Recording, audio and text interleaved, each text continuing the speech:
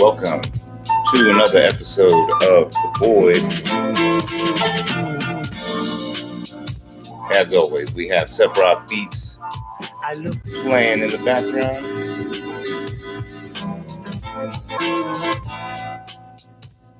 That's right. And, we're coming in live from the Shop Studios. You switch over to the camera feed, and if you're joining me on Facebook Live, you may notice that I'm actually able to feature some of Seprock beats. Hopefully, it's coming in decent quality for you. And should be able to switch the camera on here. All right. So, really, what we're doing now is a simulcast, YouTube and on Facebook. I would suggest that you. Have you any idea what the street value of this mountain is? Yeah, check that out. Wait a minute, hold it. That's right, Seprock Beats featured in the background. It used to be a YouTube exclusive, but now you can actually catch it on Facebook. Though I would, if I were you on Facebook, follow the link that is in the description for the YouTube channel because it'll have the edited videos. Because some of these videos can go pretty long, and maybe you only want to check out one specific topic. It's a lot easier on the YouTube channel. But either way, I'm just glad that you are watching at all. So welcome to The Void. Really, this show is driven off of your input and what things are concerning your mind. Excuse me. Whoa, little puberty moment there. Hopefully, maybe my voice will get even deeper when I'm done with all this. What was I going to say? Oh, yes. So this show is directed in large part from your commentary and your participation. So please, whether you're watching on Facebook or on YouTube, please comment and, and share, especially if you've been in a conversation with someone about a certain topic and, maybe I bring up a point that you're like, hey, what do you think about what this guy's saying? Or maybe, hey, check out this idiot James and on The Void, he's got his own stupid show. And maybe you should reply to him and tell him why he's so stupid or whatever, which I'm totally open for because remember, if we remember from our previous show about being an intellectual, right? One of the main, tenets of being an intellectual is being able to gather new information and come up with new beliefs and new thoughts based on that new information because you're not beholden simply to ideology. You're beholden to what is intellectually, valid based on evidence and based on what you see, etc., or what you know. And so, in that vein, everything that we're doing on the show or that I'm trying to do on the show is to try to flush out the truth. I feel like we're living in a world where, I've heard people call it the post-truth world. We hear about fake news all the time. It's become it's a real serious issue that's become sort of this frivolous thing. How are you supposed to have a democracy when you don't have a informed public, right? What does that mean? And I've seen, I mentioned this phrase before, but the phrase that some of you surely have heard, that in the age of information, ignorance is a choice. And I, again, contend that access to information does not equal understanding of information. So therefore, you're still ignorant in the face of that information. And in fact, I even brought up the example that we saw in Crouching Tiger, Hidden Dragon. Access to information does not equal understanding of information. So even then, we still have, I guess, in what's it called? Even in Crouching Tiger, Hidden Dragon. In that example, we have an example of what's happening today, but on a huge scale in Jade Fox's misunderstanding of what she read, or not really read, but what she saw in the the special text, the martial arts text. And whereas her student could actually read it and get the nuance and the detail that the pictures weren't showing, and could really understand the context of what was being shown in those images. So it wasn't a completely, it wasn't just these pictures out and floating in space. It was contextualized, right? And here we have a situation now, and you can blame it on a lot of things. I think that one thing we should be thinking about is this alienation that starts happening within our society. So we can look at ourselves as individuals being alienated from society, in that that we have a current pervasive sociological, like I don't know, like a culture where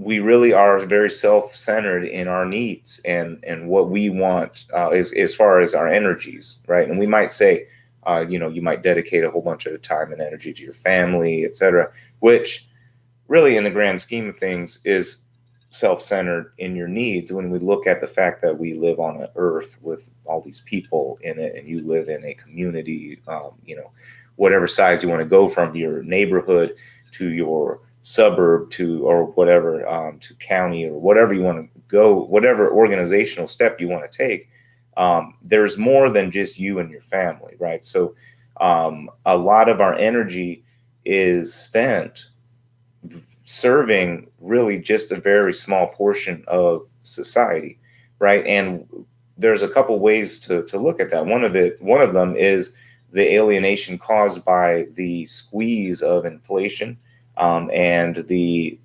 normal propensities of capitalism, right? And I think a lot of us out here in the world are afraid of even mentioning a critique of capitalism, because we've gone through the McCarthy scare, and that beat up a whole generation of people. And then we had the Cold War, which then beat up a whole nother generation of people.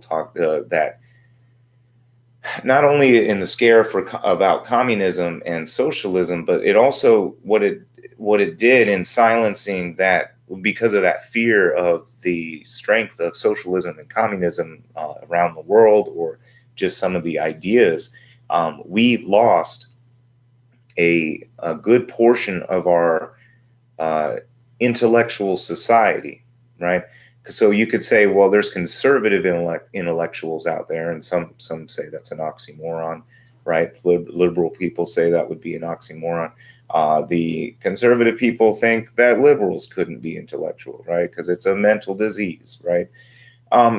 And I think what's happening is we have, for the most part, we have normal people caught up in an abnormal construction made by a group of self-interested people who are able to manipulate the society as a whole, because we've gained such sophistication in all fields, right? In all fields, including manipulation, including propaganda, including marketing, right? Which includes propaganda and manipulation, right? So all of these things have gone more and more sophisticated. The idea that someone might be marketing baseballs marketing baseballs by writing articles about baseballs in a random, or not random, maybe not so random, baseball blog about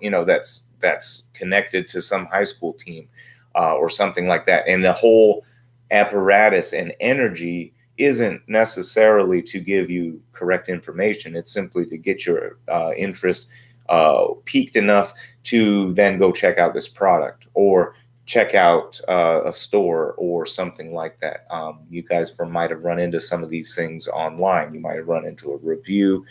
You might have run into all sorts of different systems that are out there that either seek your input, or you are seeking the input or instruction from someone else, and that is really, in the end, a ploy for your attention and for your and for possibly your patronage for some related product that is advertised or pointed to subtly or not so subtly in the article. I don't have any examples with me right now. If you guys are really interested in it, in finding out more examples of what I just talked about, put it in the comments. It looks like some folks joined us on Facebook Live. We got a couple folks on YouTube. Tell me what you think about folks that that I guess talk to me about what your perception of what's happening in our nation, in our society right now. A lot of people talk about the tension that's going on. And again, a lot of that comes from years, decades of suppression of ideas being a commonplace thing, right? So if you were a communist or a socialist in philosophy, right, and you were to say like you believe that Marxists or Marx's communist ideology to be true and that it someday will occur, but that you're not going to use a totalitarian means to make it happen, right? But you believe that these are inevitable and what Marx is saying is truth, right? Let's say you're that kind of Marxist. It wouldn't matter because you simply were pro-Marx, right? And so anything like that, you're just out of here. Even though or let's say you supported what was happening in the Soviet Union, not necessarily that you would subvert the nation in favor of the Soviet Union, but you're like, hey, you know what? They're trying to make something work that you believe is lofty, right? It's like the libertarians believing that zero government regulation, zero government participation in markets equals ideal situation. The hand of the market will manipulate the world, and in their mind it's benevolent, even though the hand of the market leads to people selling their children or themselves, if either way. Some people believe that, well, then again, sex workers, some of them, they're doing it as a trade. They choose to do it and they want to do it. I think that's, if someone wants to do that, that's their volition, right? To me, I'm in a way, I'm probably more libertarian than some of these libertarians that are out there, but I understand some things that I feel like with some of the neo-libertarian folks don't really get, or something like that. Like they haven't really thought it through in much depth in the context of an actual real world setting. It's almost like the Marxists who believe in a classless, stateless society. That's why when people say, well, it's never really been tried, no one's really tried communism. It's like, well, Stalin, all these people, you could say, well, they did all these bad things. And surely, yes, they did. But was there still a state? Was there still some kind of class system, whether you worked for the government or didn't, or with other class slots or I guess layers, strata? Outside of that, I would say that no, it didn't fit the Marxist ideal definition of true communism in the Marxist sense, right? It was some kind of totalitarian weird crap, right? And so some of those guys do sort of have a point, but I'm not even trying to go that far with it. I'm just saying that, we've got to the point where you can't even critique capitalism, right? Because of this big scare of that we've had, that has been, I believe, has been manufactured, probably by the capitalist class via the U.S. government, via other mechanisms of propaganda in the international world, through Europe, etc. I sound like it's a conspiracy theorist, I understand, but is it like, what is that? I'm not saying like they're sitting there like a bunch of henchmen sitting and wringing their hands trying to figure out how to plot the world. I'm not saying that necessarily, but their self-interests align, It's almost like, four bulls. All right, I'm just making this up on the spot, so if it doesn't work, it's like four bulls pulling a cart, but they're all attached with their own individual rope, right? And let's say that I don't know, this cart is in a meadow and there's grass everywhere, right? So the bulls could all be going in whatever direction, and the cart would sort of just not really move because the bulls are just all grazing in whatever direction. So there's no vector of force pulling it along, right? And if you put a carrot in front of them, now they all see the same thing, right? They all see the same goal to get that carrot because it's better than grass to the bull, right? And so they all start aligning. It's not so much that they want to all work together to get the carrot. They're all self-interested in the carrot. It just so happens the carrot is in one direction, going some direction. Doesn't matter which direction it is. The cart's going to go that direction that the carrot is, right? It doesn't matter where in relation it is to the four cows or where the four cows are in relation to the cart. If the carrot is the self-interested direction of where the bulls want to go, they will all go there, and it will seem like they're working together in concert. But in reality, they're working within their own self-interest to pull this cart in one direction, right? And so those are some of the critiques, and those are some of the notions of capitalism that Marx talks about, and in fact, Adam Smith even talks about. But it's in a very contextualized way. You really have to read his book to know, and you get people like Jade Fox or people who are charlatans on purpose, misreading on purpose because they're paid to. So I don't doubt that Milton Friedman, the great savior of all these supply side economists, I don't doubt that he was just paid to be either disingenuous or ignorant. And he's supposed to be really smart, and he's a Nobel Prize winner and all that. So I don't think he's ignorant. So the only other option is that he's disingenuous in that he completely ignores all critiques and only looks. It's almost like I don't know, eating a Snickers bar and only talking about the protein in the peanuts and that how that's a natural fruit, right?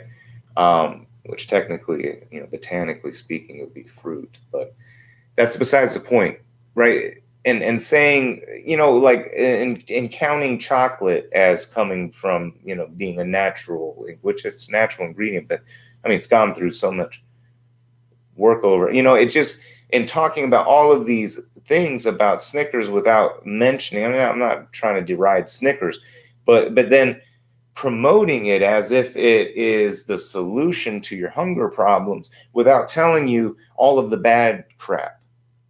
So it's either they're ignorant of the bad crap or they're lying by omission. And I feel like Milton Friedman and some of these folks maybe that are floating around now, the Art Laffers, all the Republicans, and most of those guys they're not smart enough to even deceive their public. I mean, just listening to them and whatnot, I can say with pretty confidently. And I'm talking about the politicians and pundits, some of those guys. And, I'd really like to see them debate a real Marxist. I know that there are a few Marxists out there that have podcasts, and not that I'm a Marxist and not that I want the Marxist utopia to kick in, because I don't understand. I'm not at the mental development. I'm still part of the what do you call it? I'm still part of like what when Joe Rogan likened the humanity to a fungus, right? I still have the fungal mindset of my own my own sphere of ownership and control. And I have some ideas that I think would temper the complete utopian idea with the realities of, wanting to be an individual, as opposed to part of the collective, right? But at this point in our development, I believe the human race or being is not really much smarter than fungus, because we will destroy ourselves for our own self, not even self-preservation, for our own sakes. We think we're doing better and better while we consume and consume, and we don't look forward to see that the precipice is coming. Mark, what's up, man? Thank you for waving. Yeah, so tell me, tell me what you think. I've been listening to Chapo Trap House. They've been around since like 2016 or something. Some of you guys might have heard of them. I think some of those guys are really actually Marxists and socialists.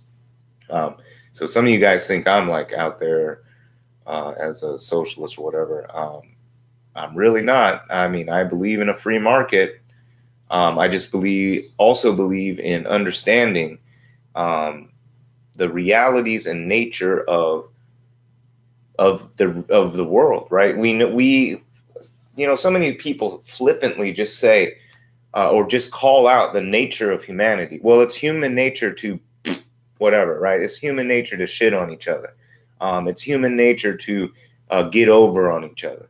It's human nature to be out for self. And people just sort of accept that. And if you were to say, the nature of capitalism is to be cannibalistic, the nature of capitalism is to be contradictory. The nature of capitalism is to destroy the labor class, aka the majority of the population. If we were to say stuff like that, there's some people that would writhe like they were dipped in hot oil, even though the realities are so abundantly clear. We've seen it over and over and over through history.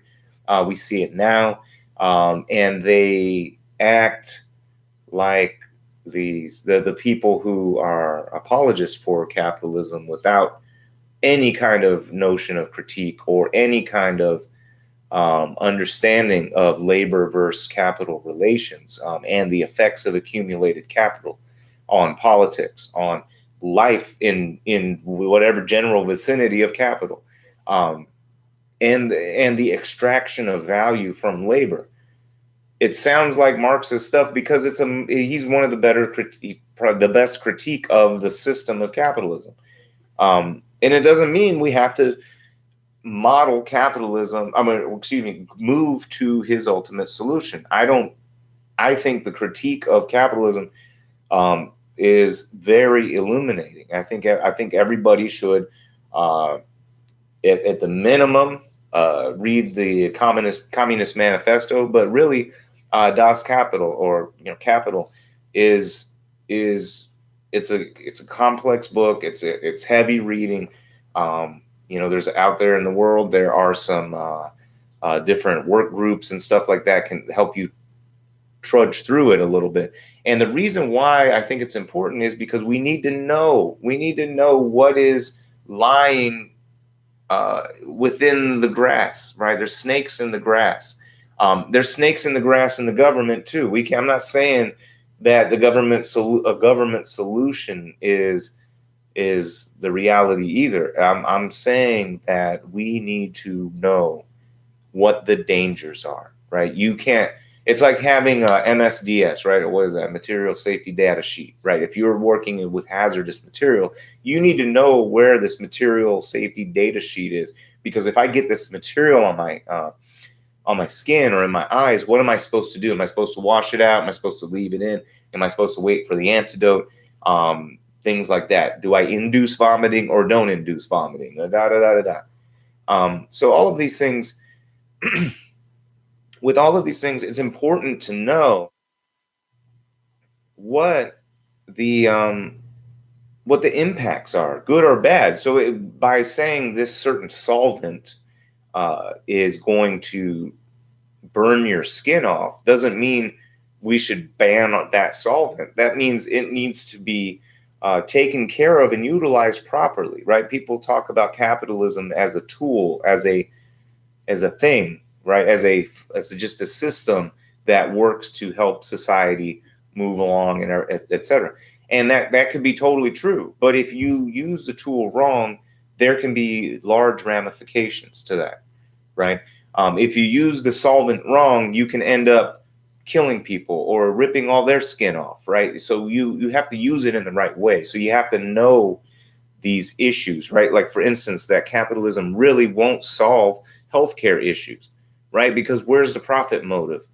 The profit motive is to gain more money. Now, is there more money to save somebody or to keep them dependent on a cure for a period of time, right? If you could just simply save them and it'll be done, or to get them hooked on a drug or intensive treatment that lasts until they have no more money, and then they still have to start pulling from the rest of the economy, either through charity or through taxes or through something else, right? So there's a contradiction.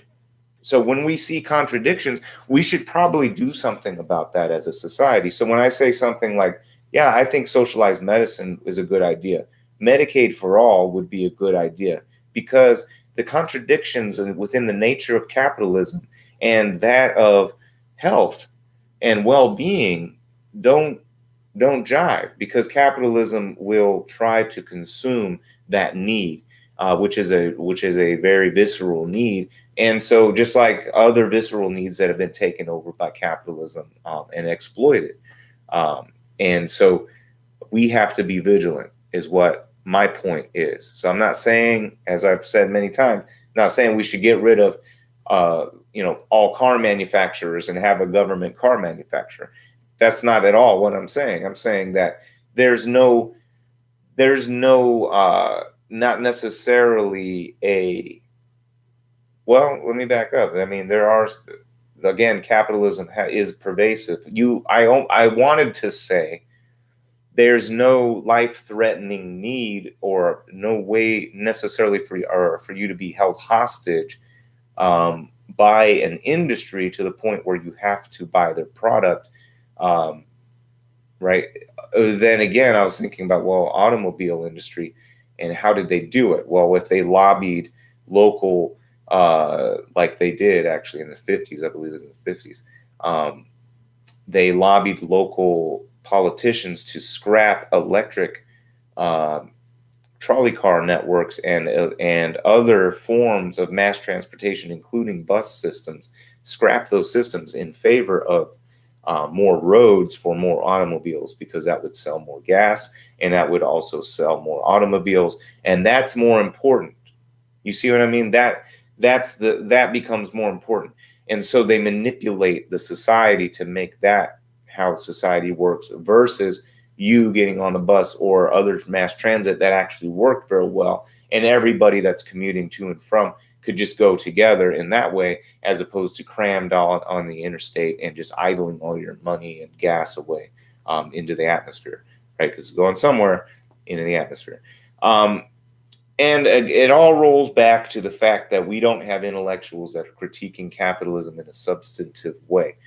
People that are out there that have followings aren't doing it. And the people that do have true critiques of capitalism, Ben Shapiro's too bitch to debate them. So is freaking, what's his name? That other bitch. I can't remember. Anyway, these guys, they won't debate someone who really understands what they're talking about. They'll debate some college kid that barely read, Capital, or someone like me. I'm not saying necessarily I'm at a position to debate any of these people, though I could probably do a better job than some of these idiots that they've been choosing that are not holding their own against some of these pundits and people who basically make up straw man arguments, right? And we have to understand, what is a straw man argument? It's this fakey argument that someone concocts so that they can blow it down, right? So if I say, yeah, I believe that medicine should be widely socialized, right? Like Medicaid for all or Medicare for all, because there's a contradiction.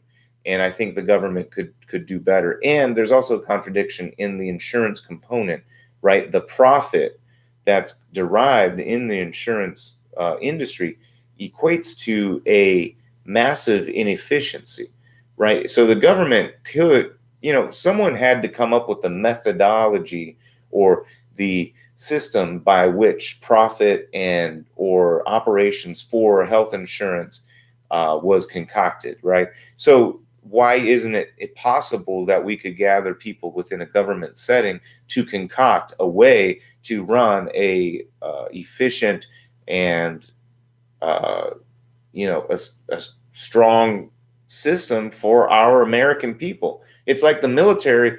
We expect the military, our servicemen and women, to serve with distinction and honor, and that their command is doing the same, and that the decisions and the strategies that they employ are the best in the world, right? It's so easy for us to swallow that, but we can't come up with our own way to be the best in the world in any other field. That's the only, we can only do one thing, right? Um, and so those are some of the things that I'm talking about. You know, so anyway, so we've got that's part of my rant, and like I said, one of the main points of the show is to get you guys involved and sort of go from so sort of take cues from your input. So Dustin jumped on. Thanks, Dustin, for checking out the show. And in fact, I need to answer. This is my response to your Facebook response to my post, and so I'll get to that in a moment. So Dustin says Ben Shapiro offered to debate Alexandria Ocasio-Cortez, and that's true. And she declined that, or didn't really want to get involved in that. And you know what? That's I'm not going to say one thing one way or another for her. She's a politician. She's not one of these people who derives her her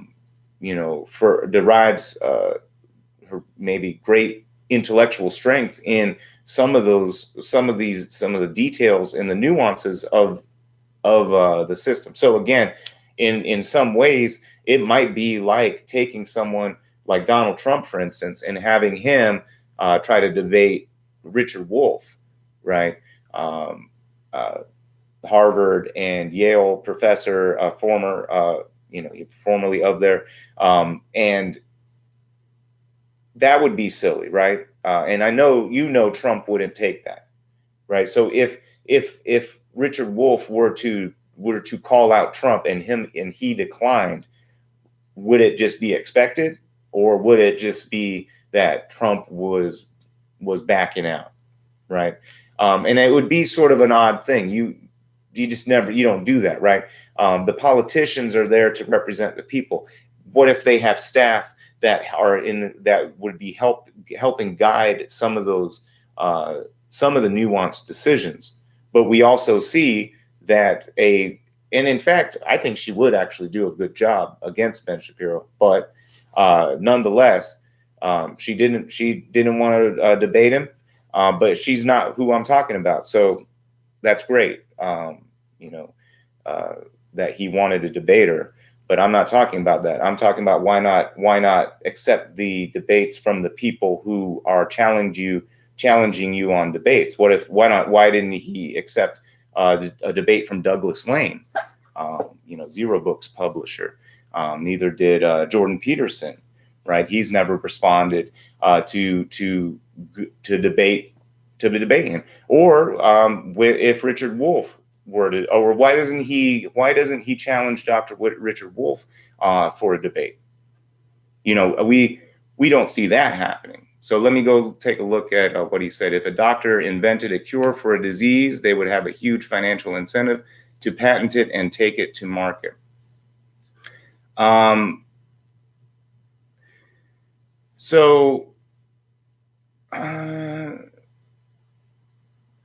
If a doctor invented so they I think he's giving a defense of capitalism in this case. A doctor could invent a cure for a disease, and they would have a financial incentive to patent it and take it to market. That's true under our current system, but if the government could also put together a task force to handle a disease and cure that disease just as well, and the incentive is simply to cure the disease and to be a patriotic American and help other Americans, right? Not everybody, and in fact, I'm pretty sure Dustin has said this, and I know it happens all the time. There is a financial incentive to save lives as opposed to the moral incentive to save lives. Now, of course, Dustin, you can do both at the same time. I'm not saying you can't. And I'm not saying that it's bad to make money off of the cures. But then again, if there are only a few people that are dying of a certain disease, then that reduces the financial incentive, especially if those people don't have money or don't have access to the money, right? So does that mean that disease those people afflicted with those diseases don't deserve to be helped by a society? So if we simply put all of our value on money, to what monetary gain things will go towards, or we use money as our dowsing rod to know what is right and wrong, we got to be really careful, right? Because sometimes, the porn star, or not the porn star, the child porn hub manager who makes tons and tons of money, right? You run the risk of saying that their value to society outweighs that of teachers and other people who do quite a bit without the need for money or financial recognition, right? So we can't be that sort of, I guess, pedantic or simplistic in thinking that we can't simply use money as the motivator only, right? And if we do, which is the neoliberal current model, if we do, then we run the risk of letting people die simply because there's just not enough people dying to make it financially viable to try to save them. And once they maybe reach a threshold, which would be calculated by the investors, then we would look at investing, right? So that would be right. That's sort of a place where we are now, in a way, right? So Dustin responds here: a task force to cure a disease. I hope those task forces are a billion times more effective that the task force running the DMV or the post office. That would be great if they were a million times more effective. I mean, the DMV seems to register and handle registration issues. Not that I really, are big on additional government bureaucracy, et cetera, but I mean, they seem to function. I mean, a lot of people drive, and yeah, you got to hassle through some DMV stuff here and there, but some of that stuff is some dumb bureaucratic stuff. He's right. We got to keep an eye on that. There are dumb things that happen both in the corporate world and in the government world. And the government world, again, what's my catchphrase that I've stolen from someone anonymous who said it a long time ago? The price of liberty is eternal vigilance, right? So we have to make sure that this isn't an asterisk and obelisk bureaucracy situation. There's a old reference for you guys. For you nerds out there, you might know asterisk and obelisk. We have to watch out for that, right? And also the post office is pretty amazing. It's been one of the first major government institutions, and it's going strong, and we get our mail now, and a lot of private industry uses the post office. So I don't know what kind of weird I guess dig that is, but I hope it works as well, at least as well as the DMV or post office. I mean, I get my registration and I get my stuff taken care of through the DMV, and hey, they work for us. So if they're not doing right by us, guess what? Then we'll vote out who's running it and put someone else in. That's how it's supposed to be. Now, the effects of capital, though, would make that so that it becomes less and less capable of being an actual democratized organization and it becomes basically a potentially sabotaged cluster, right? Because you might install a Betsy DeVos of the DMV specifically to destroy the DMV from within, so that you can point to the DMV and say, hey, look how shitty the DMV is. We need to privatize it and use Billy Bob's registration and titling system, right? Which is what happens over and over again when the capitalists get their money involved in politics, right?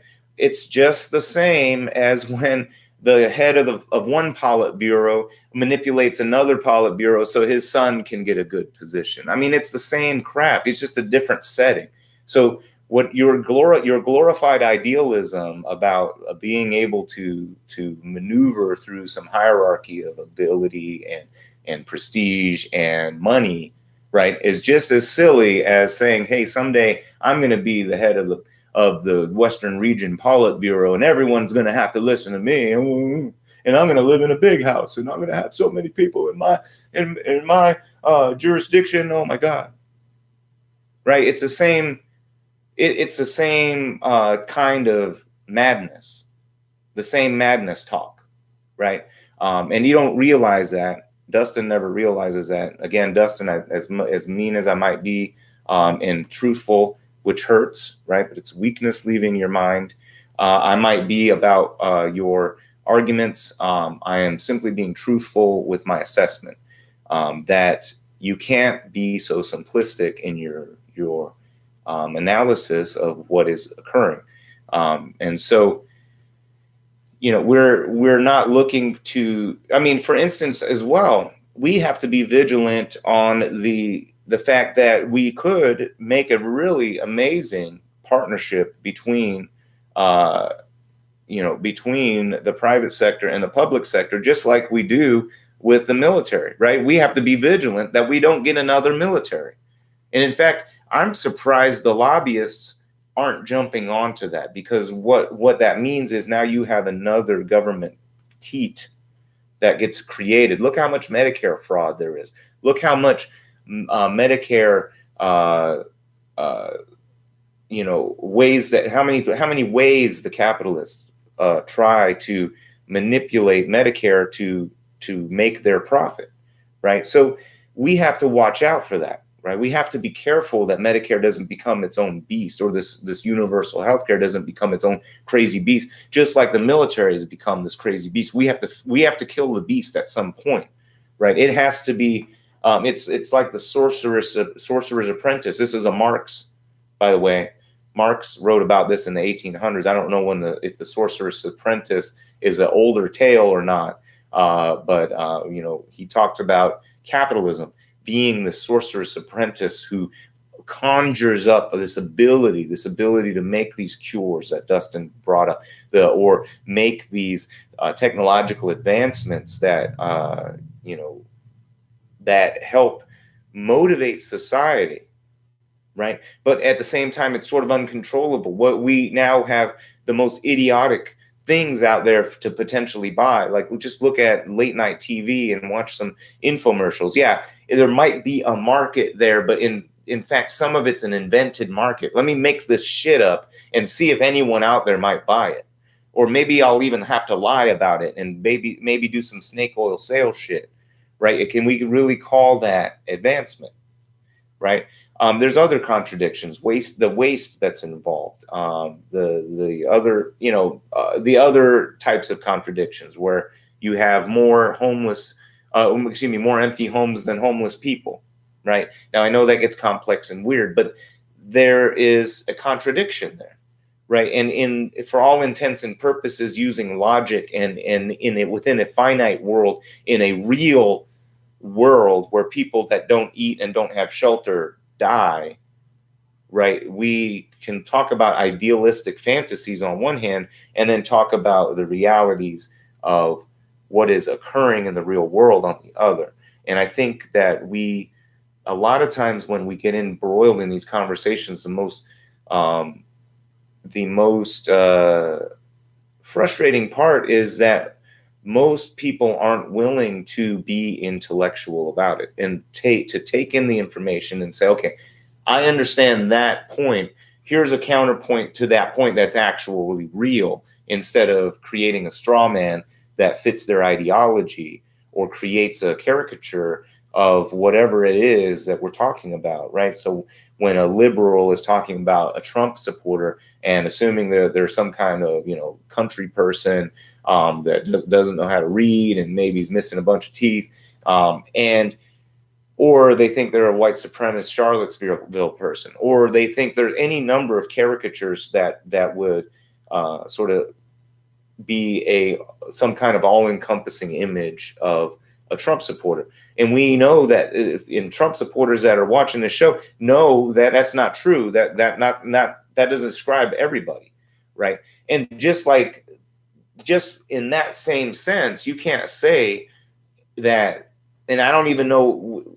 Even now, I think both the right and the left, quote unquote, are having issues with what does that even mean to be right wing or left wing anymore, right? The right wing, quote unquote, right wing is having to deal with what they view to be a conservative fiscal ideology, coupled with nationalistic and religious fervor, right? Because they wanted to hitch the wagon so they could grab voters. I'm guessing that's their thing. There's some kind of weird connection there, right?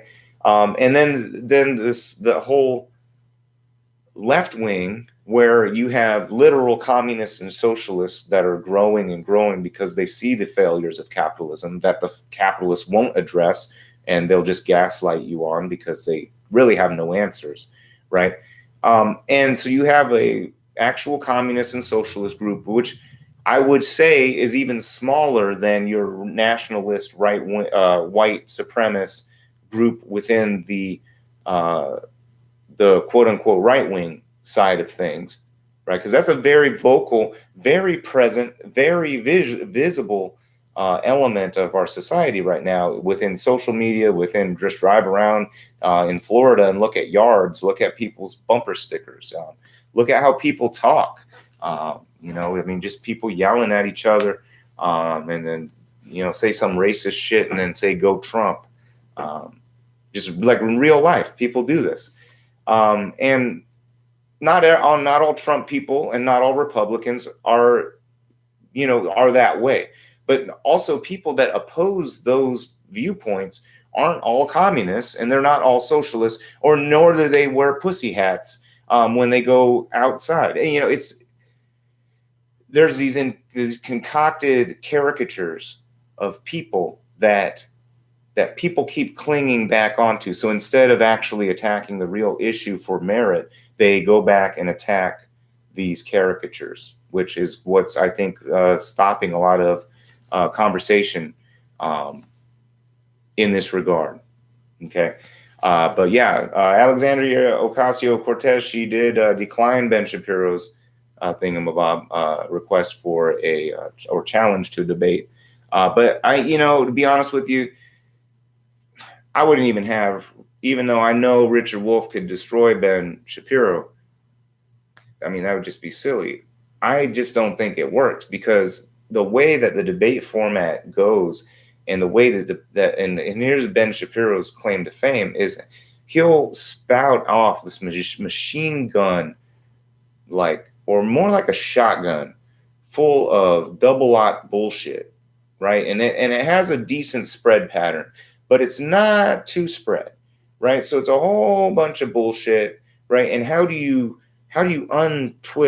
get all of that bullshit packed back in, right? You have to wrangle it all back in, and then you have to refute every little ball of bullshit that came out of his shotgun. And anybody who's objectively watched Ben Shapiro, because I've actually there was a time when I was almost a Ben Shapiro fan, but then I realized that he just spouts a bunch of BS that can be unwound, right? Really, really sort of simplistic, jargony crap, and people hang on it because it's already resonates with them. So to them, it sounds like really sophisticated and deep because it's pulling on strings that have depth within them. I believe That's my assessment. But to people who don't believe those and it doesn't resonate with, it's like, whoa, that's not true. That's not true. That's not true, because I've thought about this from another perspective. I've seen it from another point of view that you haven't even considered, right? So you won't even address. So those are the kinds of critiques I would have about Ben Shapiro. All right, so Dustin jumped in again. Dustin, thank you so much for watching the show and being so active with the comments. I think it makes it a lot more interesting for sure. Now, so what Dustin says in response, what you are calling contradictions is really just recognition and respect of the rights of individuals. Let's play a game. I'm hungry. Should I determine who on the street owes me a sandwich?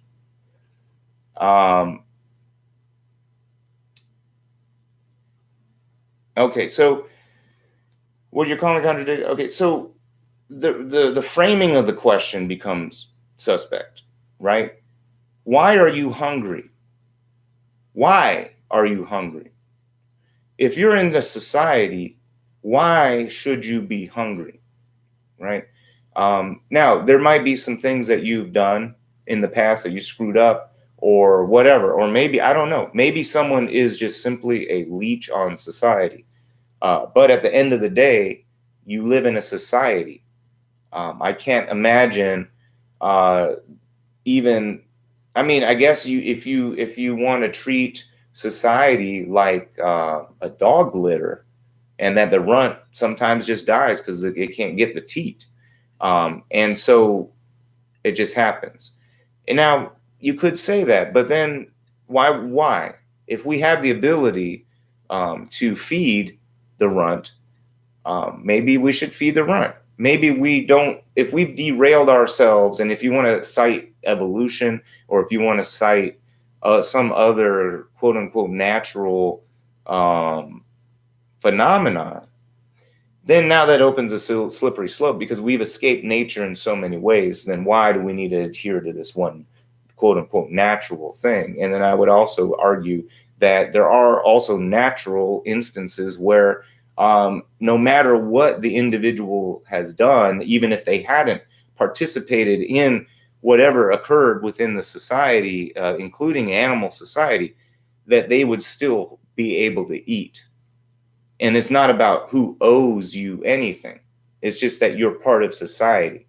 And in fact, society would feel that they owed you, as part of that society, that sandwich already. And so this alienation that's been occurring because of the promulgation of the idea of social Darwinism, of capitalism itself, has alienated people from even having any sense of societal obligation.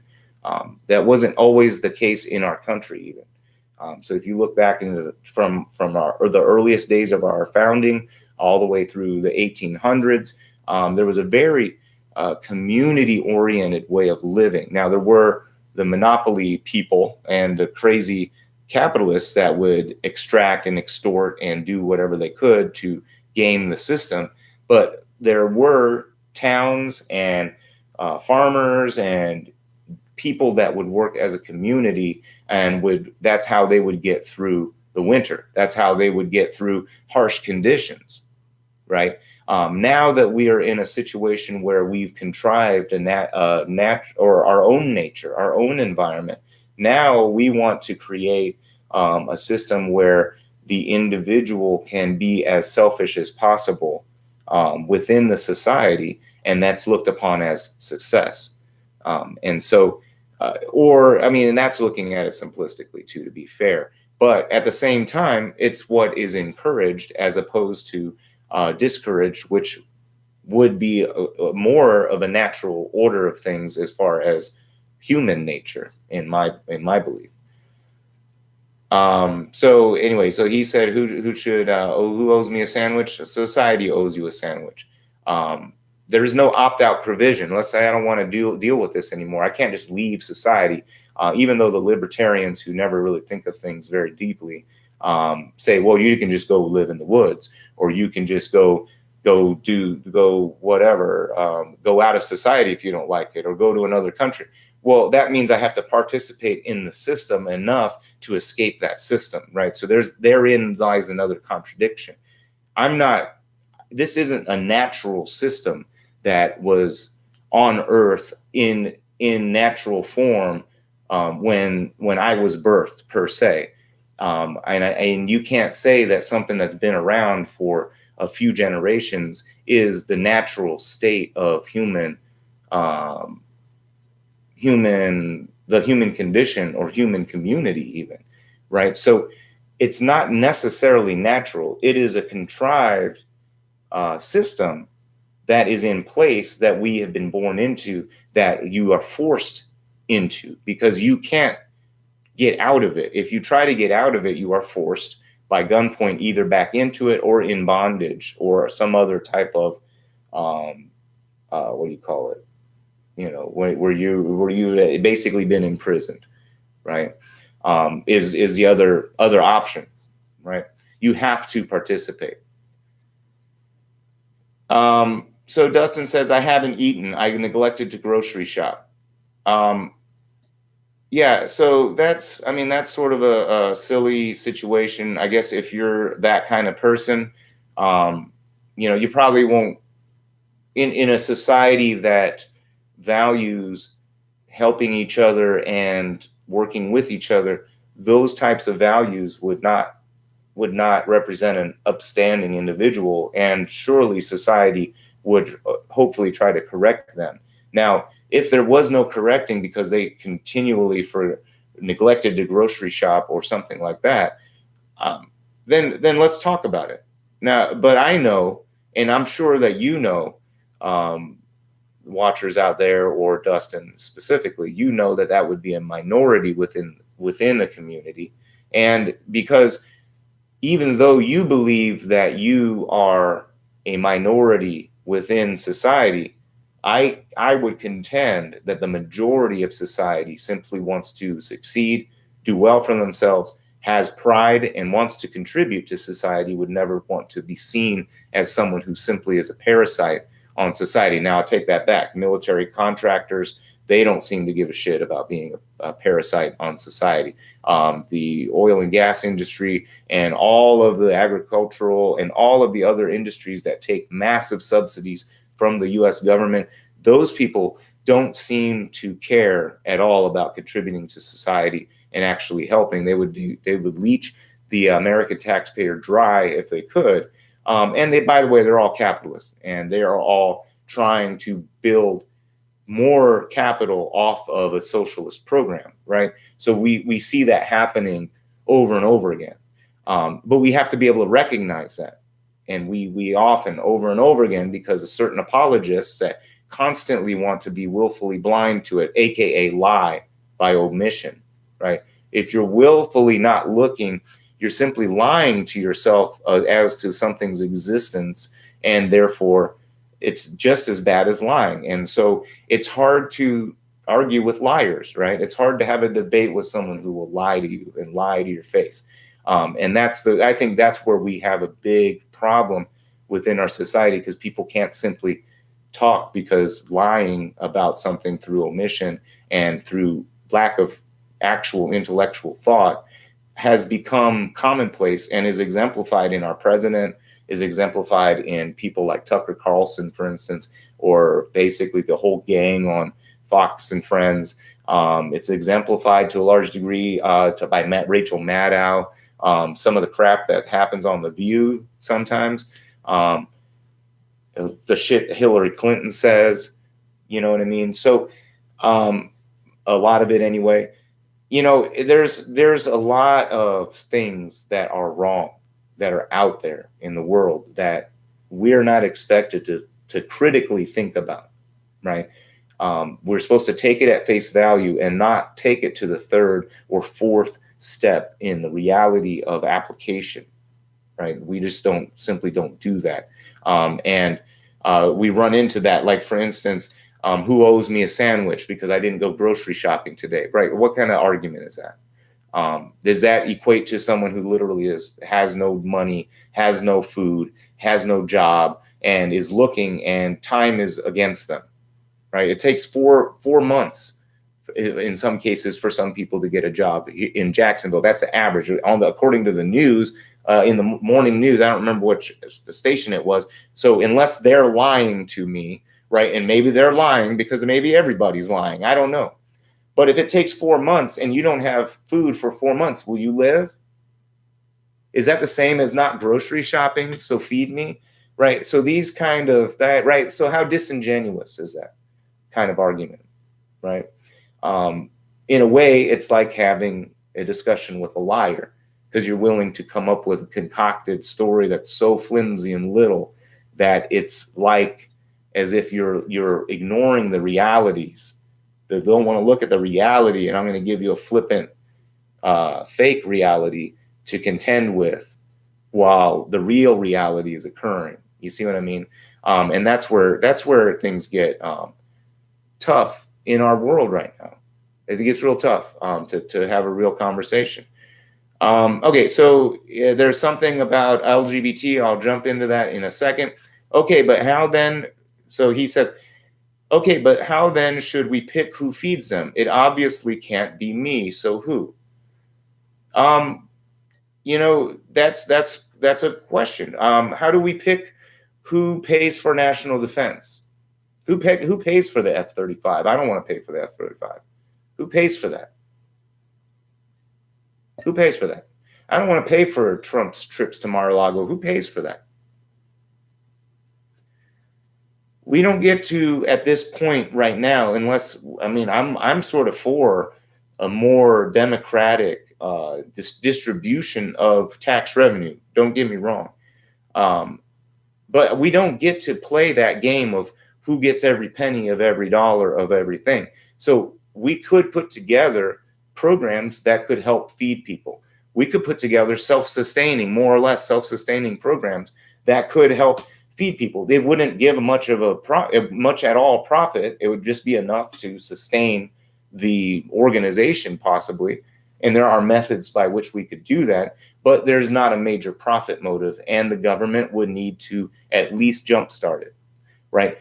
There's no question or problem when the government needs to, I don't know, come up with Space Force, right? But when we talk about coming up with ways to make sure that people aren't hungry, so this little question can't even be asked about who owes who food. Hey, if you're hungry, there's a place you can go. If you don't want to keep coming here to satiate your hunger, there are ways for you to change your life. Let us show you how. That would probably also that would have to be a government program, because capitalism, the profit motive, doesn't solve all problems. The profit motive won't give us free energy. Tell me, Dustin, how will the profit motive, how will capitalism create and research free energy for all? Wouldn't that be a great advancement for society? It wouldn't be a great advancement for the capitalists, right? Why did we go to the moon, Dustin? Why did we go to space? Was it because of capitalism? Because there's so much money in space? Is that why? Or was it because a group of people who had a different motive in mind, right? A motive of human advancement, of societal advancement, of knowledge, and maybe there was some ulterior motives as well. But at the end of the day, one country decided to do it for the advancement of their whatever they were doing, and it wasn't profit, right? We did it because we needed to keep up with them, right? How about the internet? Was that invented by capitalists? The idea of the internet would have been so beyond the capitalist comprehension of return on investment. They didn't invest in it. The government had to do it, right? Now capitalism has taken over it and grown on it like a legion, and now it's taken control and has taken credit for it. But the reality is that some things the capitalist world excels at, and some things a governmental entity with, of course, very sharp jurisdiction or oversight would do better at. So just like firefighting, the private industry for firefighting doesn't work. Now, private industry making firefighting trucks, sure, that could be great, right? As long as they're not grifting us like they probably are, right? There is a way to work hand in hand, right? But then we have idealists that want to go all the way one way, all the way another way, when the reality is that there is no utopian one side or another. The solution is eternal vigilance. Doesn't that sound shitty? Eternal vigilance. I have to watch the government and make sure it's not too powerful all the time, because there's people that enter the government that try to destroy and or try to strengthen in the wrong ways the government, right? And there are ways that we can try to mitigate that, but we have to recognize that and we have to talk about that, right? Especially the moneyed interest in politics and in government. Sometimes government is created for the sake of them. So we have to think about that too. But we also have to remember that the marketplace is a very strong force, and that it creates solutions that a bureau could not create. However, we have to look at the dangers of accumulated capital. We have to look at the dangers of monopoly. We have to look at labor versus capital and how that can be manipulated, how the population can be manipulated. We have to look at marketing and technology in that regard, and how people can be manipulated for the profit motive. We have to understand that. So it's eternal vigilance with understanding of all of these systems, right? That is not utopian. To be at constant warfare is not utopian, but that is the solution that I would tell you. That's the real solution. Now, there are people on the right and there are people on the left that know that that's the real solution, but it doesn't sell so well. Living with the systems, all systems under constant surveillance by us, our own participation, sucks. That sounds crappy, right? We don't want to do that. And so we trust these people who end up working in their own self-interest. And what do? They manipulate us and then they extract from us, right? So I think Dustin and I share more in common in our general beliefs than he probably believes. But because he's caught in an idealistic loop, he can't break out of it, right? He's got some responses, and I don't doubt that there's a straw man in there somewhere, right? So let's take a look. Come on. Here we go. So can't be me, so who, right? So the common thread: government-enabled corruption and manipulation. More government increases this in all cases. Go gov me FTW. Free energy defies the laws of physics. There are private businesses working on going to space at a rapid clip. So let's talk about these one by one real quick. The common thread: government-enabled corruption and manipulation. More government increases this in all cases. Again, right? How it's almost like talking to, like, I don't know. Why nobody said more government per se, right? Yeah, it's in the case for Medicare for all, it's an expansion of that program, right? But it's not like I'm saying let's add an additional wing to the government like Space Force. Nobody said that, right? I didn't try to say something in that regard to also include you being required to participate even. So if you don't want to participate in it, you don't have to participate. But then again, you might say, well, I don't want to pay for what other people are doing. Well, guess what? I don't want to pay for your kids to go to school, or I don't want to pay for the roads that your kids go to school on, right? But I do it. I don't have kids. So why should I pay for anything that has to do with them or them getting to school, or you having the ability to use roads to get there, right? It becomes an asinine argument. We live in a society. We are working within a society, right? So this whole government trope, again, it's a straw man. We can make government work, just like we can trust a government to work in certain ways. And in fact, we'll praise it and never say anything bad when it comes to the military and police. And that's government, by the way, right? But, you know, we can't say, hey, no, we should have government that works for the people effectively. So, yeah. And guess what? Do you think is private industry stopping corruption and manipulation? So again, right, this is why it's so frustrating to talk about some of these things, Dustin, because there's so little thought in it, right? You're not thinking this through. You want to jump to a sort of, what do you call that? Reductio ad absurdum, right? To say that, oh, well, you think government is corrupt, so therefore more government is the answer. No, I'm saying that the capitalists corrupt the government and allow it to happen, right? When you pay off judges, or you worked on their behalf to get them where they are, and now they become a judge and let you legally bribe the government, right? That's a problem, right? To me, that is a problem. And who did that? Was it the communists that did that? Was it the socialists that did that? No, it was the capitalists that did that, right? So what are the capitalists doing to stop that? So yeah, it will take more government, just like it's going to take government to peel away all of the stupid rules. It will take legislative force. Otherwise, it would take some kind of weird revolutionary force, which I'm sure you would poo-poo that too, right? So don't give me this crap. I mean, it's like, again, it's like arguing with a liar. You're willing to purposely omit things because you don't want to face them. And you'll throw something like this at me and say, well, oh, your solution's more government when the government's the problem. Well, it's a governmental solution. Do you want a physical solution? Like, what do you want? Of course, it's going to be a governmental issue and a governmental solution. And yeah, the government can be manipulated and corrupted. So let's work on that. We should work on that in general, right? This isn't in a vacuum, right? That's what I'm saying. We have to be intellectual about this.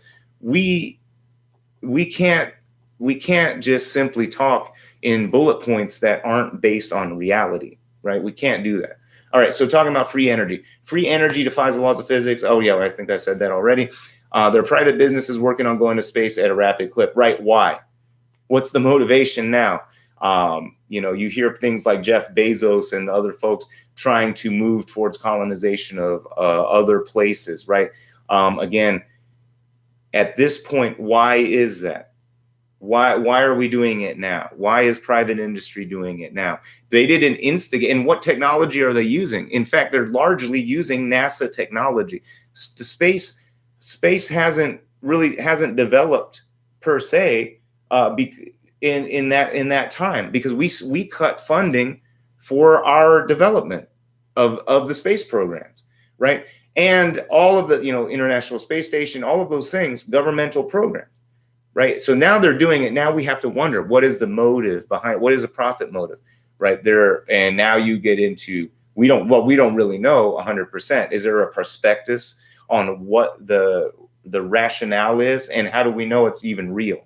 In a world of lies, how do you even know? It could be something as conspiratorial and Alex Jones saying, they are simply getting ready to leave the Earth and populate other planets because this place is doomed, right? And which would basically make us no better than the fungus that Joe Rogan compared us to, right? All right, so free energy defies the laws of physics. There may be a way. I mean, so granted, free energy does defy the laws of physics, yet we could acquire energy from the sun, right? That would be a perpetual source of energy that doesn't require, some type of consumable, right? That's what I'm talking about. So yeah, you would have to take resources to create some collection mechanism or whatever mechanism to harness that energy. So obviously you are not going to create or make that harnessable energy for free. I'm talking about something not based on a consumable, right? So I don't know if that maybe I just wasn't clear about that. So yeah, so that not in that sense. Appreciate your grounding everybody in physics. I'm not talking about perpetual motion machines or things like that, creating energy out of nothing, because energy cannot be created nor destroyed, right? So I'm not talking about that, of course, right? And yes, there are private businesses going now, going to space at a rapid clip, because of what? Capitalist motives, not for the betterment of society, right? But for capitalist motives, at the end of the day. Right. Okay. So Dustin goes on to say, and thank you again, Dustin, for all your commentary. There's still actually private fire brigades that insurance companies use to protect their risks when the government fire departments fail. So great. There should be private ones that do exist. I'm not saying there should be a full elimination, but when we eliminated when we don't have public firefighters, and let's say you can't pay on the spot for your service, or you can't pay at all for the service, they can't simply just let your home burn down. It just becomes a risk to the rest of society, and it's just something that we would hope that people aren't going around committing fires, or things aren't just igniting on fire so that it becomes a massive drain on the government per se, right? All right, so he says he'll shut up for a bit. He doesn't need to shut up. But I want to be in the government vigilant force. Do they get sniper rifles? I mean, they should. There should be massive penalties for working against in essence working against the American people. So yeah, whatever it takes. Maybe they could get sniper rifles. He wants a solution that doesn't infringe on the rights of people for the benefit of other people, in all cases, including corporations, including government, including individuals. The quote unquote reason the government is the common thread corrupting force is that they are the entity with the contrived power to abridge the rights of its citizens for the benefit of those it prefers, for whatever reason, bribery, power derived through voting blocks.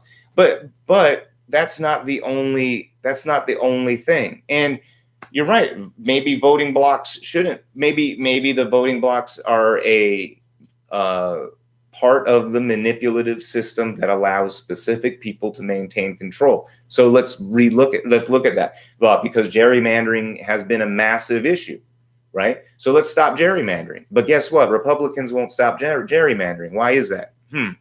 Well, because of manipulation of the voting block, right? And so that would be a governmental manipulation. But when the Koch brothers fund campaigns and our ads and smear campaigns, et cetera, and false information, that is now a privately generated manipulation, right? So the corporate world isn't clean either, and that's not the solution either. So we need government that works, because government does have a function within society. Because, okay, let's say that the government, what are we going to do? I can play the absurdity game with you, Dustin. Well, let's have no government at all. Who's going to protect your personal property rights, Dustin? And by the way, if you don't have enough money to create your own protection, and someone else's paramilitary is the largest, do they have the right to govern you now? Do they have the right to infringe on you? Because it's not government infringing on you. It's a private individual with a private force. I know you said you don't want them to infringe on you, but wouldn't that infringe on their right? I mean, you see where this is going, right? I mean, how absurd does that sound, to have people being able to have a defense force as big as they want, based on their income, based on what they want, or based on what they're able to acquire, and being able to write the rules based on the power that they wield by force, right? So private basically works itself into private feudalism, in a way, a corporate feudalism, if you take it to an end state, right? So we can play these childish games of the absurdities on one way or another all day, right? We can talk about the absurdities of a private governing body, basically, right? that wouldn't work either. So you don't seem to understand that once you begin massive capital accumulation, you start working towards monopoly, and then monopoly has its way of creating infringements upon your rights. So we're looking at it now in Facebook, Twitter, and those people that are deplatforming other people for what they say. This is a situation where a private entity now is in control of that platform. Well, they've always been in control, but now what other platforms would they be in control of? Firefighting. They are going to say who does and who doesn't get saved. Now we have it in control of medical right now. Who's going to be in control of who's going to be saved or not saved? And you can talk about death panels all you want. Guess what your insurance company approval or disapproval panel is? It's the same fucking thing, right? So spare me. I mean, there's so little thought that has gone into some of these arguments. It's just this. It's almost like you've never even considered a critique ever. Like you've never read Marx ever, never read Adam Smith ever, and you believe that your ability to look at the machinations of the world are simply enough to understand it all. And if that's not a Dunning-Kruger effect, I don't know what is. You're definitely not alone. There's an entire society like that. And all I can say is I'm looking for more information and more truth constantly. And what I've come to realize is that the truth is not one specific ideology. There's no ideological truth. There are things that occur. There's a causal chain of events that occur that result in an event, a phenomenon, an occurrence, or a situation, right? Whatever is of critique at the moment, and those things leading to that event have truth that existed, that caused the truth of the event, condition, whatever it is we're talking about, that exists. Okay, so flushing that out is the reality. Pointing out the contradictions or fallacies of one ideology and pointing out the contradictions and fallacies of another ideology should hopefully show that these ideologies cannot be held on to on whole. That in fact, they've been helmets put on to us in order to keep us on a straight and narrow, to keep the carrot in view where we don't even realize that we're surrounded by amazing vegetables or whatever. I don't know, whatever bulls want to eat. Okay. And these thought leaders or these different people that are out there that are trying to steer the argument into very idealized baskets and boxes, they are like charlatans, because the reality of our complex world is complex. The solutions are more complex than people are giving credit for or even giving thought for. And someone else is making a complex solution that grifts all of us right now. And we are busy talking like children about things that aren't real. And, and hopefully this podcast to some degree will get people talking and thinking about bigger things, as opposed to sort of retreating into these personal little holes that we've dug, because again, we're so isolated and alienated from each other. Largely, I would say largely because capitalism. For whatever reason, okay, so a valid role of government is to protect the rights of its citizens. I have no problem with that. That is exactly what I believe. That's exactly what I believe. That the government is there to protect the rights of its citizens. That it's not the government who picks or chooses who will win or lose in the marketplace. No, it's the government who says these are the rules by which we'll play.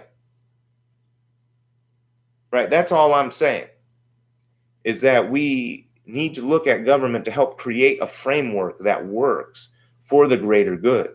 I think there's a way.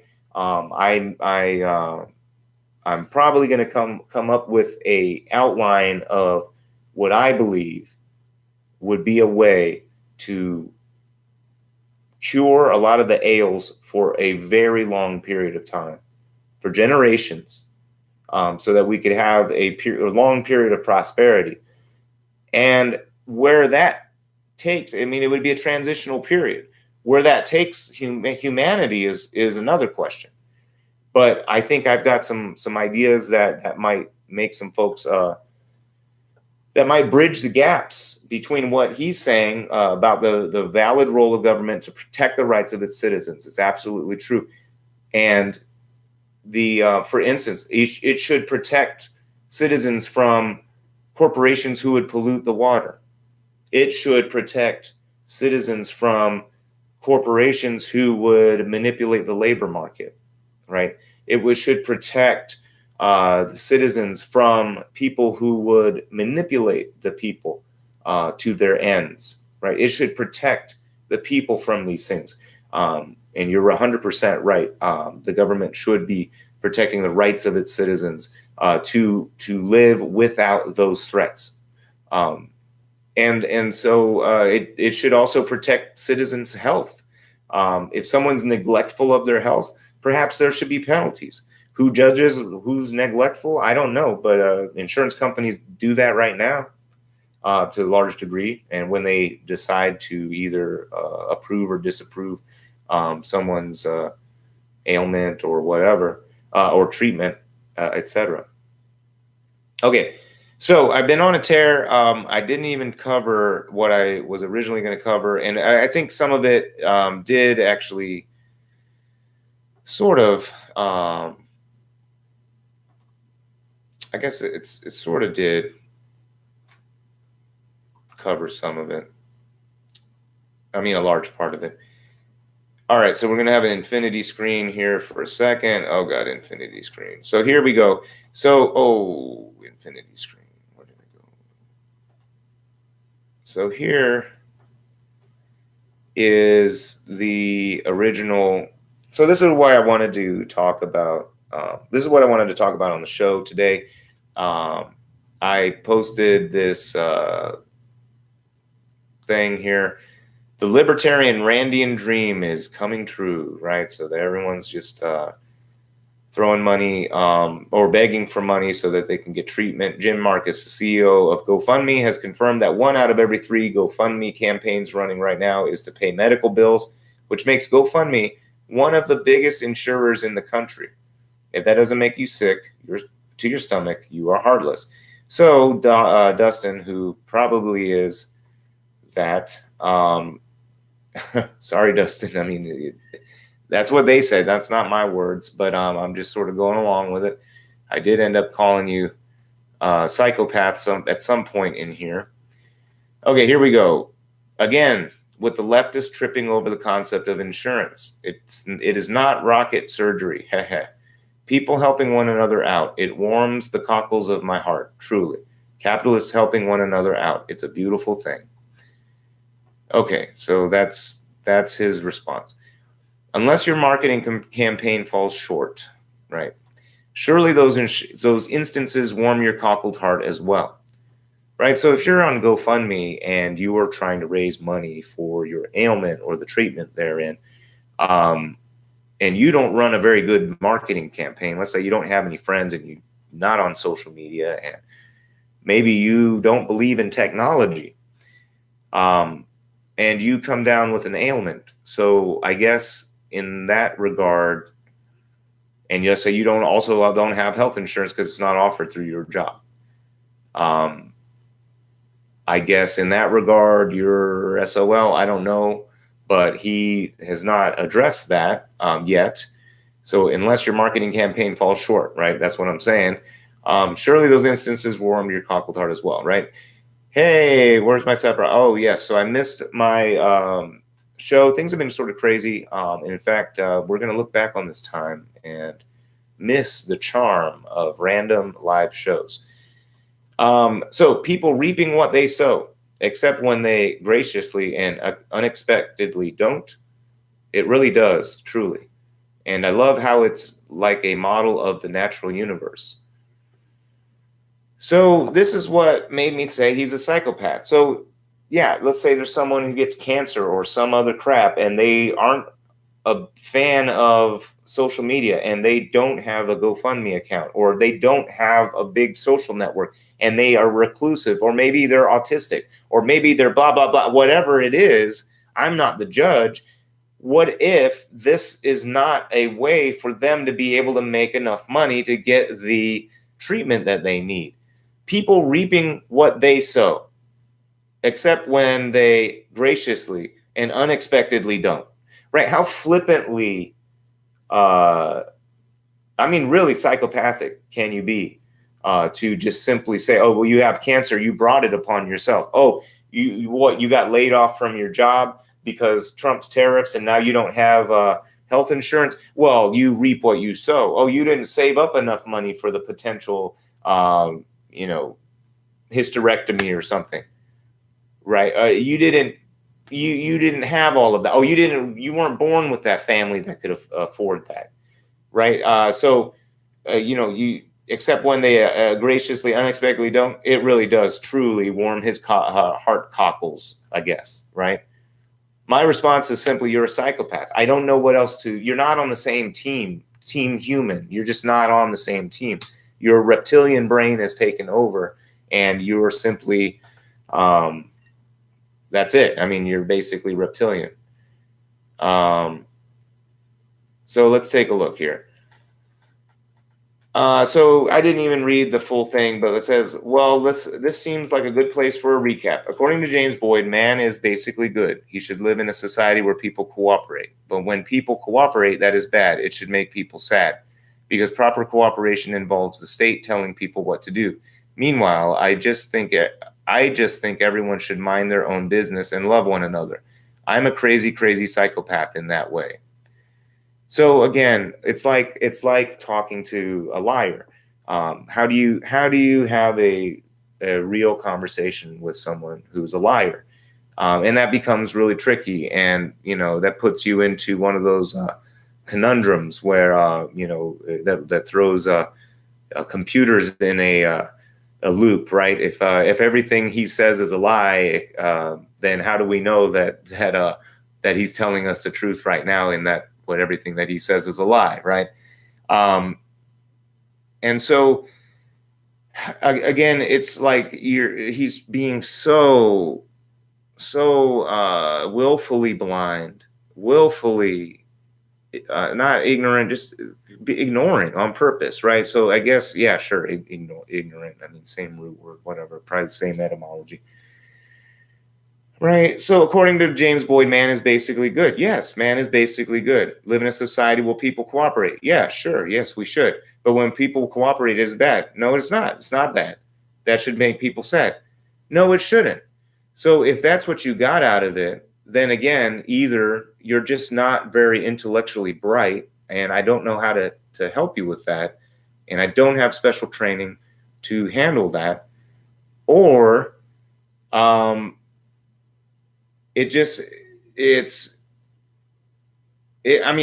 don't even know what to say. It's basically you're purposely misreading that. Obviously, it's great for people to help each other, but to make that a solution as a mass solution for society is pretty laughable and naive and pretty like insulting to reality and the people that are afflicted by any issue that's related to it. But of course, he doesn't see it that way. Because again, I don't know Dustin personally that much. I outwardly saw him as a real nice guy, and not to say that psychopaths aren't always nice people. I mean, can't be nice people. There are definitely pro-social psychopaths who learn what it's like to live in a society and sort of fit along with that, as opposed to people simply, I guess, as he says, minding their own business and love one another. Granted, we should mind our own business and love one another. But if I can't necessarily mind my own business while I die of cancer, knowing that a society that I live in could help me, or not, maybe, or with the treatment, that it's available, that it exists, but because of ideology, someone won't help me. They would stand to be judge of my circumstance and whether or not I was deserving of that help when I needed that help. That is the preferable method by which Dustin would like your healthcare to be taken care of, in the case that you are finding yourself without the means to get to the point of taking care of the issue. Right? So he would rather it be a sales pitch and a marketing campaign on whether or not you can market to enough people to pay for your healthcare. And that is a laudable, good thing, and it warms his heart cockles. Okay, so these are his words. That's his perspective. So I'm just reading it off and giving you what he's saying. I'm pretty sure I'm not manipulating this very much. Put it in the comments if you think I'm manipulating his words, because I'm pretty sure I'm not. But yeah, so maybe, I would almost dare say it would take a crazy, not a crazy psychopath, but a psychopath to read what I'm saying and come up with that assessment. Like, you have to be able to shirk the embarrassment of having such a childish interpretation, or flippantly wrong interpretation of what I'm saying, and then pass it off as real, or to just troll during a discussion about something that's that's pretty important like this, right? So don't give your true sentiment. Just give some trolling,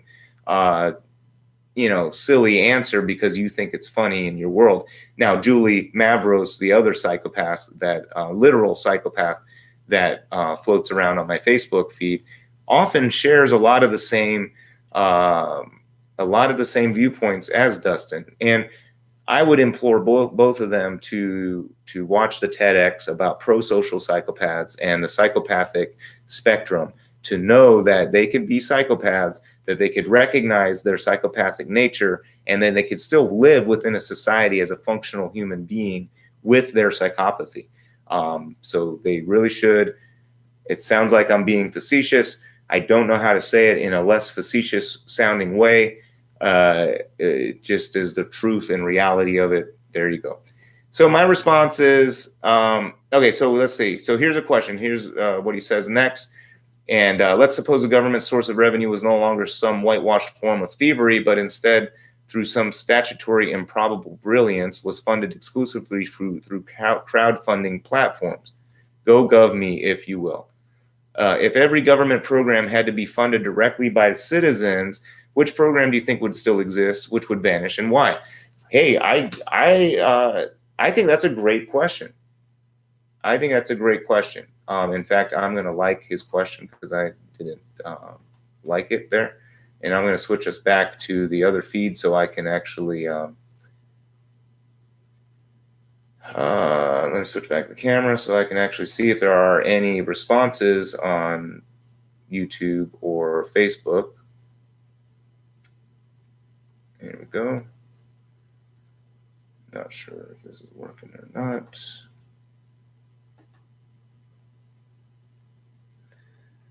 So, but anyway, yeah, folks that are watching, throw on some commentary and let me know what you think.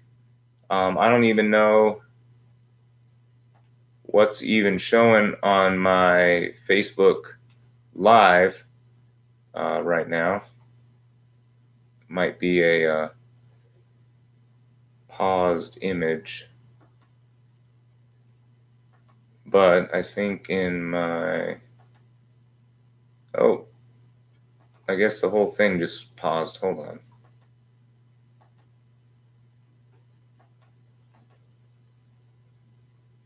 Stand by. So we're going to be ending the show here in a second anyway. I was possibly going to go to break. But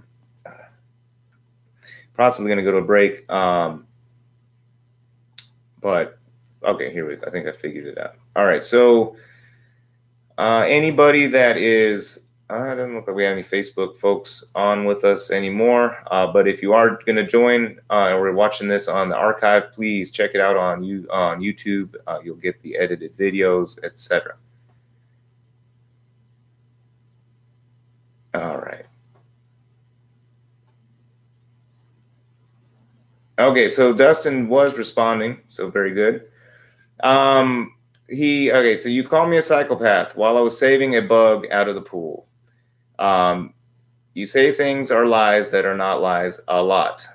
And so, okay, I'm not saying that, well, yeah, the lies by omission are lies, so I would call them lies. People who are not coerced sharing their burdens with another, that should make you sick to your stomach. You are heartless, according to this post. You are incorrect about psychopaths. Psychopaths cannot be reformed or fit properly into society. They are pathologically incapable of that. You really, in big letters, should not be calling people psychopaths with such a low level of understanding of its pathology. Truly. Okay, well, I appreciate your opinion on that, Dustin. And here in a twist of irony, I would have to cede to your point, because as a psychopath, who would know more about psychopaths? So I can't say that I would know. If I'm going to stand here and call you a psychopath and claim that you are on the psychopath spectrum, right, and that you claim that because you saved a bug from the pool that you can't be a psychopath, I would contend that that's not the case. But you can, I mean, maybe with a, like, and I'm not an expert. I'm a lay person by most stretches of what you would call a lay person, right? I'm pretty lay in its form of as far as psychiatry, etc. But I can tell you that in the modern development of the understanding of psychopathy, that it is on a spectrum and that you are capable of various things while also having psychopathic tendencies. So maybe you, even as maybe part of your own self-awareness there, Dustin, should get a different level of understanding of psychopathy's pathology, because it is possible to be a pro-social psychopath. There's a guy that's out there doing freaking tours on TEDx and other documentaries. I'm going to have to link it somewhere in the description to talk to you about pro-social psychopathy. And I mean, they could do brainwave scans and tell if you're a psychopath or not. Just certain areas of your brain aren't lit up. They're not being used. And so therefore you don't exhibit the same behaviors as other people. And it's like if your math components of your brain don't work and another part of your brain doesn't take over that function, then you can't do math anymore, right? So yeah, something so ethereal like doing math or having empathy or having in all regards, or other, or not even just empathy, having perspective outside of your own perspective, and being willing to even consider that at all, to some degree, can be something that is impossible for some people to do. And so impossible in any real sense. So in a working with society sense, they wouldn't say, well, maybe we should kill this certain population if such and such is true, or whatever, right? Maybe they believe that in their mind. Well, the logical thing to do would be to do this. And it's like this crazy idea that would end up killing people or end up taking away rights or something. But they wouldn't say that because, oh my God, they would think I'm a psychopath. So I'm going to have to say the more societally neutral thing, or some kind of societally acceptable thing. You can be a psychopath and live in society. So to say that I'm incorrect about psychopaths and that they can't be reformed or fit properly into society leads me to believe you really know much about psychopaths. And in fact, the movies and the all of these things that have psychopaths, literal psychopath, like American Psychopath. I mean, they were in society and they were functioning. Yeah, sure, they have some issues, but well, he's obviously did some bad things in his in that movie. But let's say you take away some of those things. Not all psychopaths are mass murderers. Not all psychopaths do harmful things per se, physically or mentally, to torture people or something like that. Some psychopaths just might do something vindictive or do something extremely self-centered or whatever. So again, I don't know the ins and outs of full exhaustive cases for what constitutes the psychopathic spectrum. However, I know it's not as definitive as what Mr. Default is saying there. So anyway, I think again, a lot of this is because we're not willing to be truthful to each other. We're not willing. And again, when he says that I say that things that aren't lies, you say things that are lies that are not lies a lot. It's simply lying by omission is the same as lying. You either are lying by omission or you're admitting ignorance. So if you're admitting ignorance, then perhaps you should stand down and be more understanding in your position. If you're not admitting ignorance, then that means you are aware of the issues that I bring forth and that you are simply choosing to ignore them and that you are lying. That's lying by omission. So I'm not trying to say that things are lies that aren't lies. I'm saying that if you omit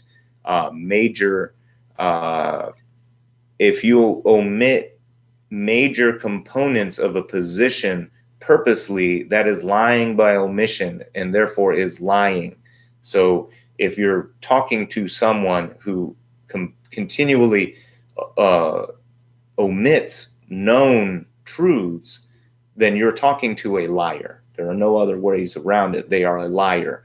And so when you're talking to people like Jordan Peterson or like Ben Shapiro, those kind of guys, they will bulldoze you with bullshit, right? And they will purposely act ignorant about very obvious things. And so then that says to me that they're too ignorant to really have a good position or understanding of whatever they're talking about. So they shouldn't be involved in the discussion in the first place. Or if they are aware of the issue and simply ignoring it, then they're simply liars. Now, if they're aware of it and they want to give a response that counters the premise or counters a tenet of whatever it is we're talking about, then sure, then that's different. But that's not what happens. What happens is you get a straw man or you get complete omission, and then you have to explain every little thing because they'll pretend that they don't see it, right? And again, if you don't see it and you can't see it, something so obvious, then perhaps your understanding is not thorough enough to have a lofty, idealistic, closed perspective on it. There should be more of a foundational, open to building perspective on the subject matter. That's why, like, if someone was trying to talk about how great socialism is, I would have to talk about some of the issues that socialism would potentially bring if we were talking about full seizure of the means of production by labor forces.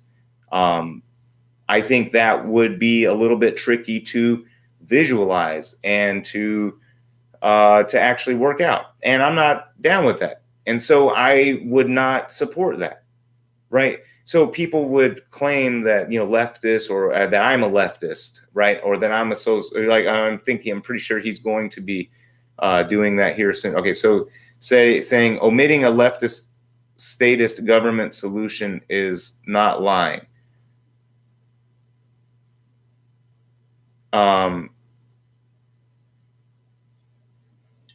mean, see, I don't know. I mean, now he's just trolling. I know he's got to be trolling. Omitting a leftist statist government solution is not lying. What even is leftist anymore? Really? I mean, there was a time when the actual communist was a leftist, and now it's just if someone wears a pussy hat, then they must be a leftist. I guess the lofty ideals of the show are to try to change the perspective of how things are, because the perspectives are all askew. Front whole hat. Yeah, like for instance, this whole thing. He mentioned the LGBT, whatever the society of folks. There might be some people that want some of these things done. Great for them. There are also some people out there that want a white ethno state. Should I say that that's the summation of Republicans? I would guarantee you that there are probably more white ethno-statists that might not be open white ethno-state people, but more white ethno-statists on the Republican side than on the Democrat side, right? And I would venture to guess also that there is a larger percentage of them on the Republican side than there are front hole hat, aka pussy hole hat, pussy hat wearing people on the left, as far as representing the population and etc. And so when you see people giving these childish sort of assessments or caricatures of what the opposing viewpoint is, it just brings us right back to where we were in the beginning, to create a situation where we can't even have real conversations about real things anymore, because either it's just like everything's a troll, or everything is just like it's okay to put so little thought into something that it's embarrassing because you have an opinion, and that's just okay. That's good enough. And it doesn't matter. It's like a religion. It's like saying, well, my God is better than your God. That my God can do this and this and this. And then, you say what your God can do. And then they make up some extra crap or whatever that their God can do. And that's basically the game we're in right now. Everyone's created their God, and they're treating running a country and talking about societal issues the same as whether or not snake handlers or Catholics or Mormons are the true religion of Jesus, right? And then someone comes along that's Hindu and tries to say, well, no, I think you guys are all wrong, right? And that's the kind of game that we're playing right now, and that's what I think is ruining our country. And I think we really need to stop. We need to stop doing that kind of stuff. All right. So Dustin says, dude, no freaking way on that one. Maybe he's talking about the white ethno-statists. Here's the thing, man. I spend a lot of time around white people. Now, not all white people. Obviously, I haven't been spent time around all white people. But there are a lot of white people who would be totally fine and would secretly, if amongst a bunch of other white people and they knew they were in a safe place, would agree that if America was a white ethno state, that they would prefer it. It's the truth. I mean, try it just for fun. Try it. So go find a group of white, if you're white, because if you're any other color, you'll be outed and they won't be comfortable around you. You got to be white. So use your white privilege to your advantage. Go find a big group of white people that are Republicans, find a group of Republicans, and meander. Don't just come out and say, "Hey, wouldn't it be better? Wouldn't it be great if we got rid of all the blacks and Mexicans and Asians and all the other ethnicities and just had white people?" If you come out and say something like that, that'd be silly. You got to be sly. Got to be incognito about it. You know what I'm saying? And slide in there. As soon as something comes up, man, the Black Lives Matter, da da da. You're like, man, I wish that our country would have done something about them a long time ago, so now we wouldn't have to deal with it, right? Something like that. Drop a line like that, right, in a group of Republicans, and see what happens. See what happens. Hey, I pray, right? I hope that this group of Republicans is going to say, "Hey, man, that's fucked up. The fuck is that? Man, get out of here with that shit." Try it out. Go find your group of Republicans, drop some kind of racist thing, see if they roll with it. See if they stop you.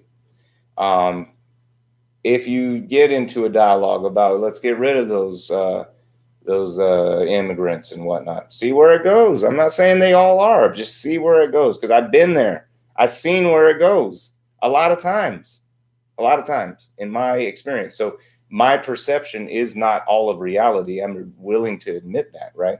But I've seen it. I know it exists, and I would contend that it's much more pervasive than what people would first assume, because a lot of this stuff is done in safe places and in where these opinions will possibly not be regarded as negative, potentially, I guess. I've just seen it. So like I said, I implore you to try it out. If you don't believe me, go try it. Okay, so Dustin says, back on track. You go into these dialogues with a lot of false premises that if your opponent does not also adopt, you act like they are lying because they have principled differences from you, which isn't true. You don't have to adopt what I'm saying, but by flippantly omitting major problems with your premise, to me, that is lying. That is lying, because you're not addressing those issues. Or if you're purposely misinterpreting something I've said to make some flippant point, then that's lying. That's not real. That's a falsehood, right? So that's what I'm talking about. That you don't agree 100% with me is not necessarily saying that you're lying. I think that you should, if you don't agree, for instance, that healthcare should be something that is provided by our government, just like national defense and fire protection is provided by a governmental entity. So be it the either state or federal level, or we could talk about how this all shakes down. Then let's talk about the merits of not having that, but to simply jump to some absurd, to jump to an absurdity with no real consideration of very observable issues with that position. That to me is being disingenuous, and that to me is being a lying by omission, aka lying. So in a way, this interpretation either is just completely like, I don't know how you interpret it this way, or is another one of these things to say that I simply don't. If you don't adopt what I believe, then you're lying. I've never. If you truly got that, then I don't know. Then my communication style is too nebulous for you to understand, and I need to go back and understand how to communicate more clearly, so that you don't have this kind of misunderstanding. Because I'm not saying, and I thought I made it clear that by omitting very visible problems, that in of itself is lying by omission, not just simply disagreeing with me or saying that I don't have a position.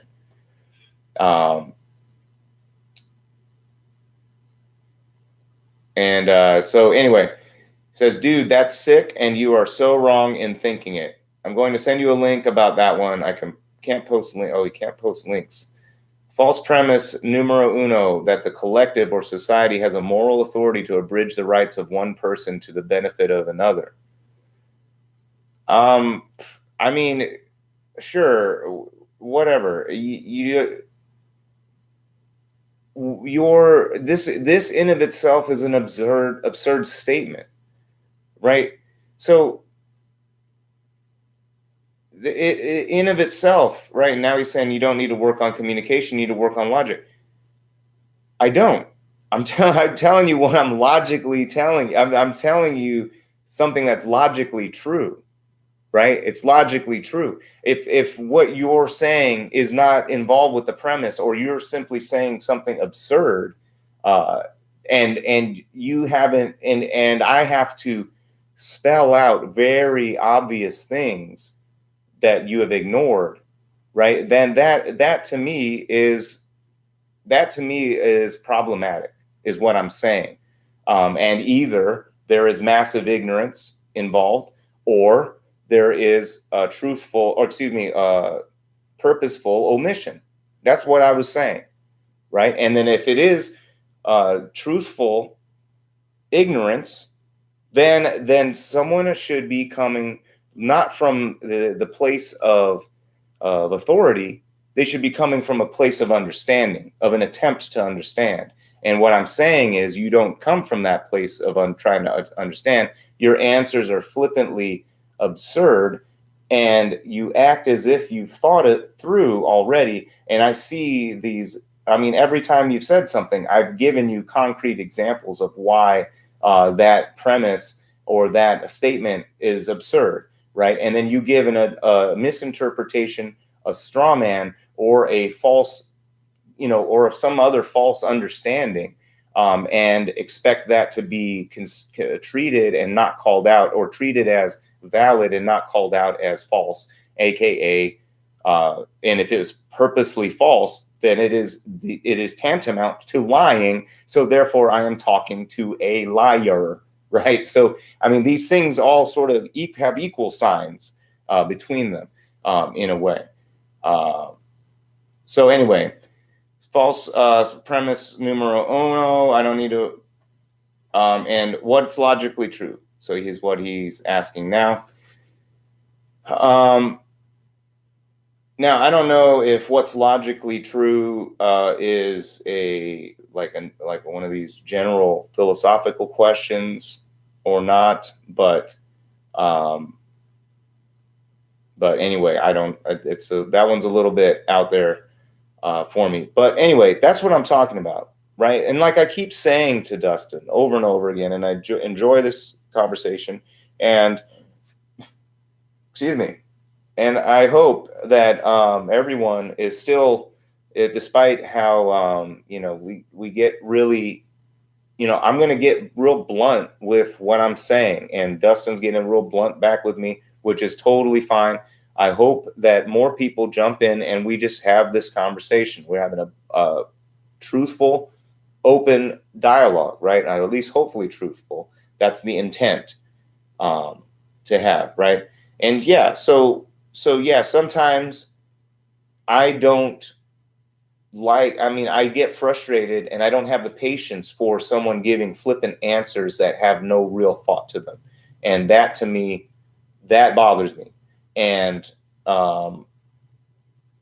when someone misinterprets on purpose or creates straw man arguments, that to me is tantamount to lying.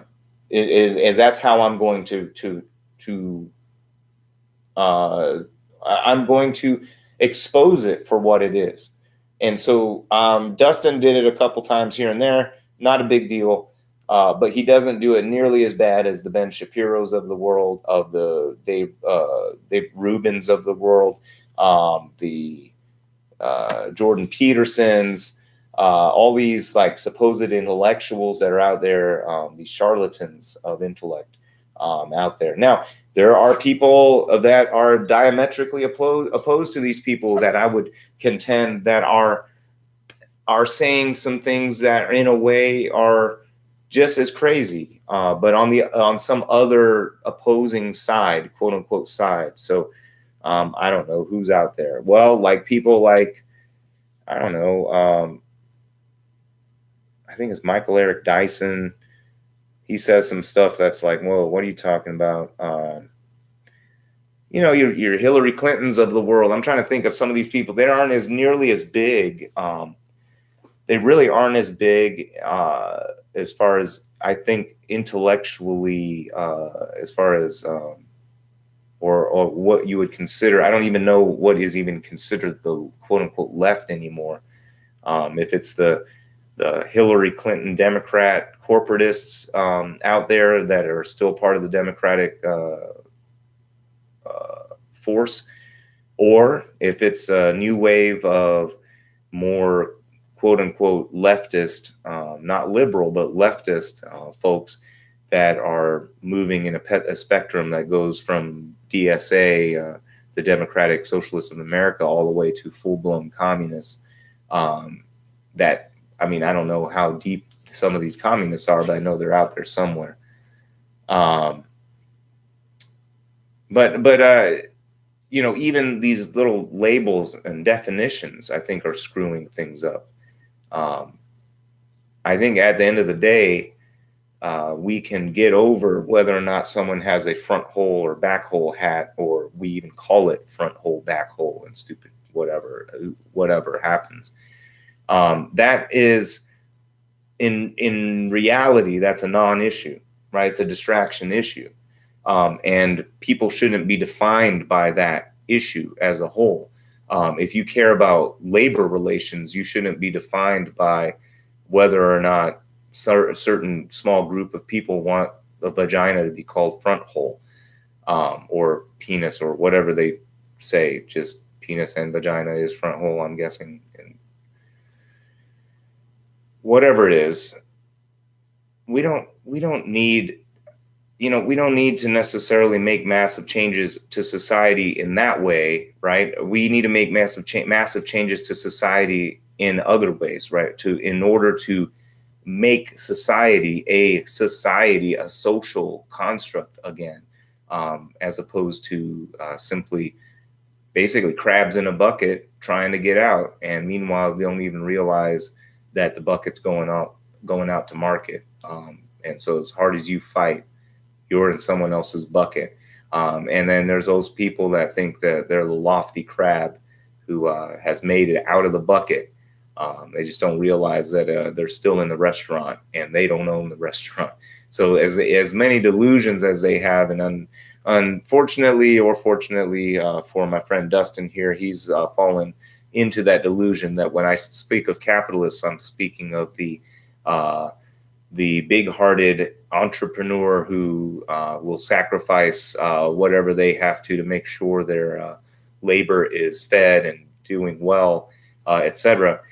He conflates that with the power of accumulated capital and the mindless, or the not completely mindless, but mechanically minded and heartless bean counters that can pervade the corporate world and guide the psyche of the corporate landscape, right? So, or the corporate machine or beast or whatever you want to analogize it to, or whatever.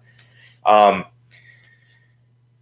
anyway, so I'm going to wrap this episode up. So some things to think about. The title of this the show was it's talking about GoFundMe being the new insurance for people, and how as a society we've really failed, and it shows an example of how the free market is failing our society in things like healthcare.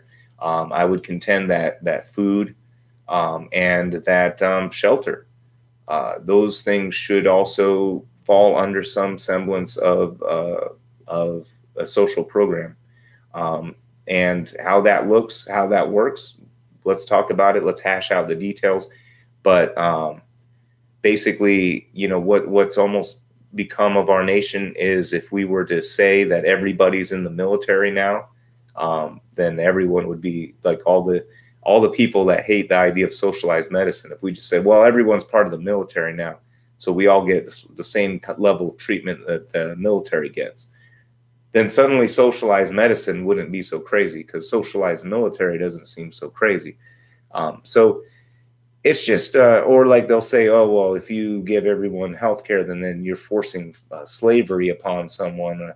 You're making them give you their services, etc. Blah blah blah. And I would have to ask, if we were to give Medicare to all, you're saying that would create slavery. If now we give Medicare to some, does that create some slavery? No, it doesn't create any slavery, right? So there's a fundamental misunderstanding of what that is. So Rand Paul made himself look really stupid talking to Congress, and I've seen folks. In fact, I've seen Dustin, I'm pretty sure, in the past on Facebook try to use that line of logic that you get slavery coming from if we were to give universal Medicare, then suddenly Rand Paul's wife would become a slave to a Medicare recipient, which obviously is not the case.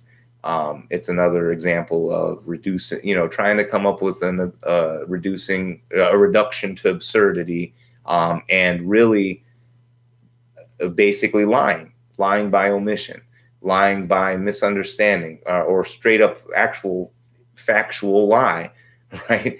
That there is no slavery involved in providing a Medicare for all, and Medicare for some does not create slaveries for some, and so it's there are boxes being made by ideology that don't make sense simply on their merits. They make sense only in the environment of the ideology, and I'm trying to break through that. It's hard to do, and the truth will hurt, but it will not only set you free, but of course it is weakness leaving your mind. And on that note, I will be getting out of here. And I hope this episode was fun for you, and hope that it got you thinking about all sorts of different things. And again, our this show is really built.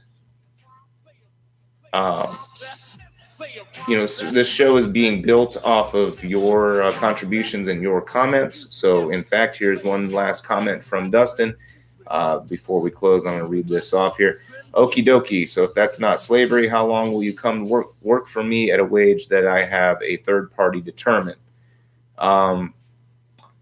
Again, you don't have to go and work in that system if you don't want to.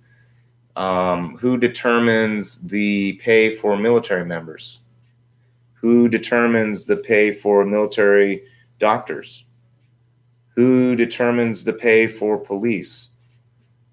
Who determines the pay for a lot of things? We can figure this out. So here's the other thing. Do you think everyone joins the military for pay? Do you think people become teachers simply for pay? Do you think that's the case? Because I'm pretty sure you'd be wrong. And in fact, you've even brought up that people will pursue different endeavors with motivation that's not monetary. So, again, you use a lot of very simplistic perspectives and views to talk about complex situations. And so this being one of them. And so, no, you don't have slavery occurring. It's just simply the same. No one's creating slavery under the current Medicare system. It's the same thing. All right. So now we've got another one. I think Dustin just wants to keep the show going. But I do appreciate all his comments here, because I think it makes the show a ton more interesting. All right, so who determines the pay for the proletariat that needs protection in their wage negotiations according to your new government? Well, the proletariat themselves. It would be a democratic a democratic method of determination based on the size of the organization, the impact on of the organization, and we can talk about some of these things in more detail. I don't have all the actual numbers yet, and we need people like possibly you, Dustin, if you could get your head out of your ideology and actually think about these things in a real, truthful, real, actual, realistic way, in context with real, actual society on a real, actual planet, on real act of a real world with finite resources and finite real estate and all of those things. If we think about all of those things together, you know, we can come up with a solution, and we will have to be vigilant over that solution. So yeah, that's how we determine who pays the what the pay for the proletariat would be, because. And in fact, we did have that to a large degree through labor unions, which have been increasingly dismantled. So, yeah, there are ways that we can level the playing field and know and recognize the things that occur with capitalism because they're inherent traits of capitalism. The same way that we know if somehow, some way, someone decided they wanted to institute communism, we would have to know, and in fact, we would have to say that we don't want to accept communism. I'm sure we would say that we would reject it based on some of the things that we've seen cause problems. So we have to be just as honest about capitalism as you're willing to be about communism, and as critical about capitalism as you're willing to be about socialism and communism. And I'm not seeing that reciprocal criticality, I guess, a critique. And so that's my major problem with the capitalist apologists, because they will never be alcoholics in their mind as they drink, right? They'll never be alcoholics because they're always in denial. And so how will they ever get out of the denial, get out of the rut, get out of the constant drunkenness? How can they do that? They will never do that because they're in denial. Until they get out of that and recognize the fact that they're on the wagon, or off the wagon, whatever, the one that means that you're drinking. Until you recognize that you're an alcoholic, you're not going to get better. And that's all I'm saying over and over again on my show, is that we shouldn't replace the free market, but we should understand the dangers of accumulated capital. We should also understand the dangers of government bureaucracy and government power and government overreach. I wholeheartedly believe in everything I just said. It's 100% truth, and it's 100% real, right? So there's no omissions in either of these ways. And I'm not taking a middle ground. I'm taking a real ground, because there's certain things that capitalism won't fix, and there are certain things that government won't fix. And we need to be able to make this work in harmony. So it's like containing a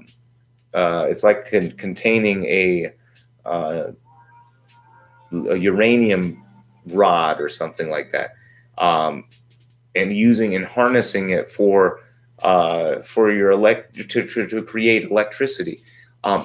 In of itself, it can actually be an extremely dangerous thing, even if it's a naturally occurring thing, right? In large quantities, it becomes very dangerous, right? So it has to be contained, and if it's contained, it has tremendous power, and it can be used for the betterment of society or whatever, right? So we have to understand what are the dangers of plutonium or uranium or whatever we're using as this radioactive power source. What are the dangers while we're using it? While we harness it, what dangers should we be aware of, and how do we thwart those dangers and account for those dangers? People like Dustin aren't even willing to believe that uranium could be radioactive.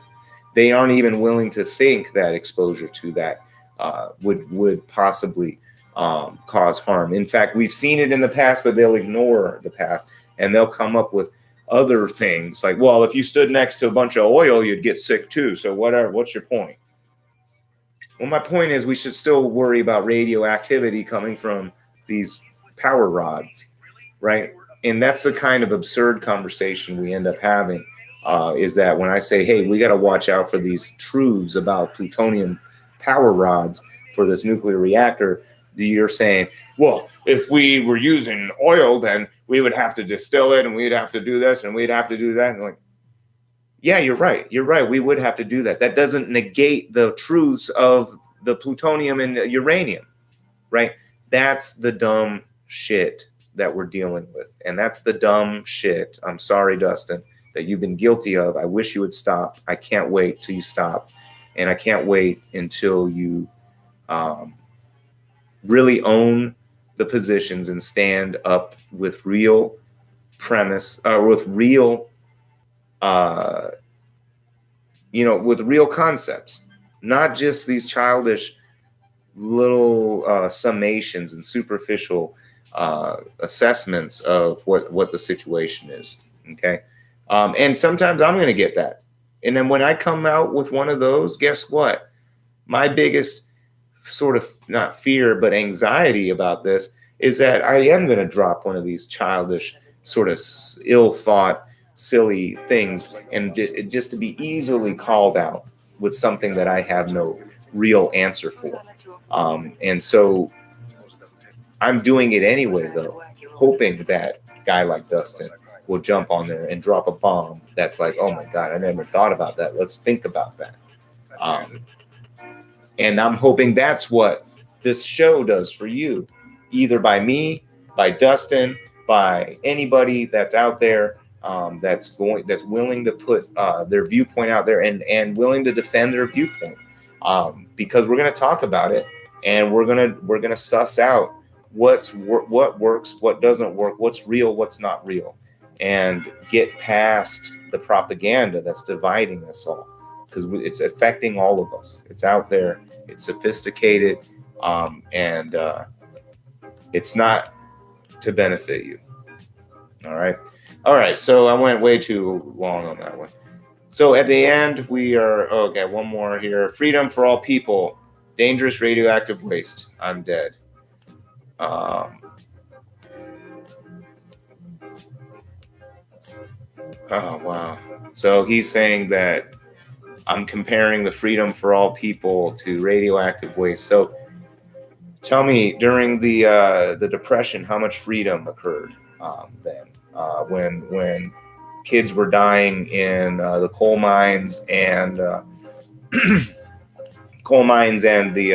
meatpacking plants for capitalism? How much freedom did they have? Did they have to do that, or did they do it for fun because that was how they wanted to fill their time?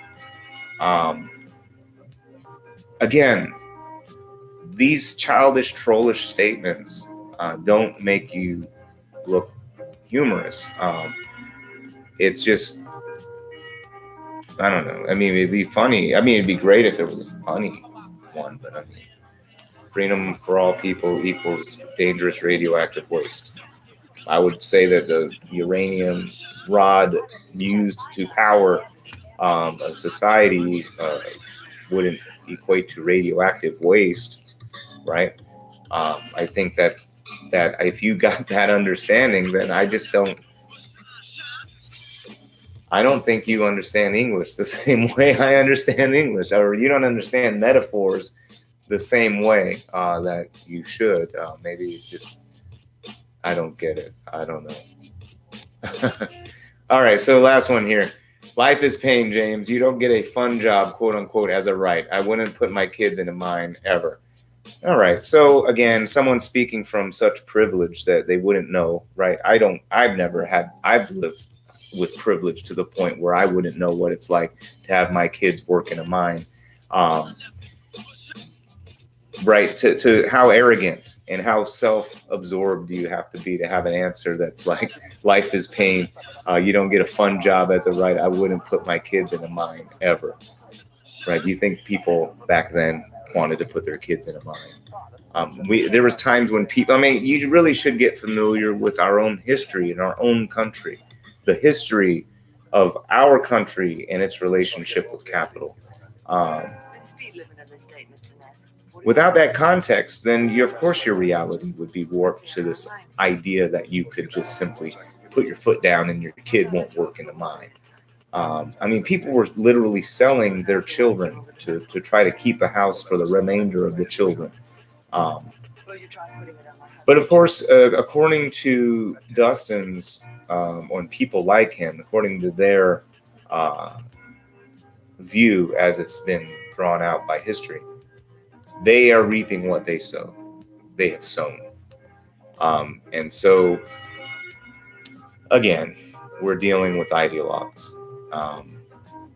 We may as well be talking to the Taliban. I mean, we may as well be talking to people with ideological predilection that is such that any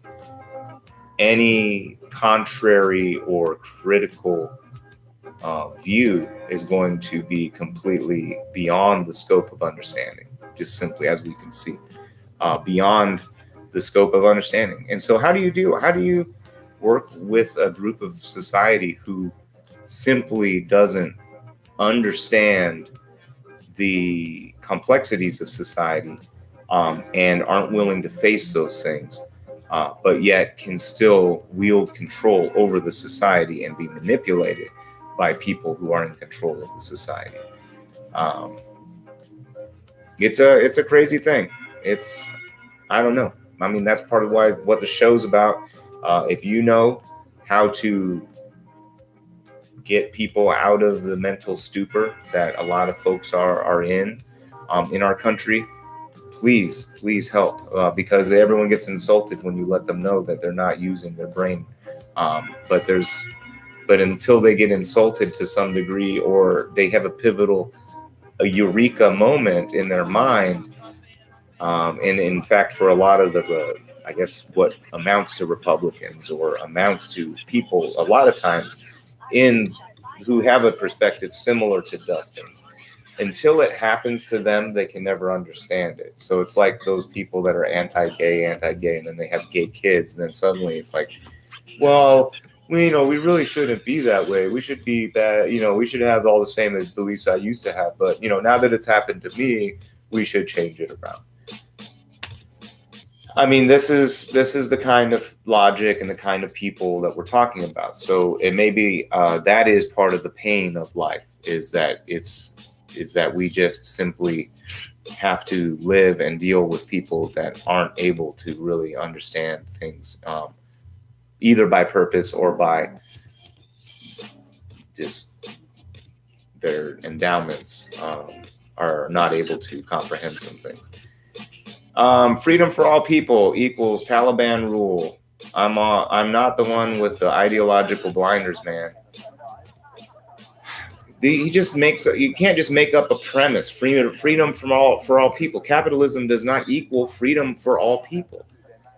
You have a fundamental misunderstanding of what capitalism is. I'm not talking about simply a free market of exchange.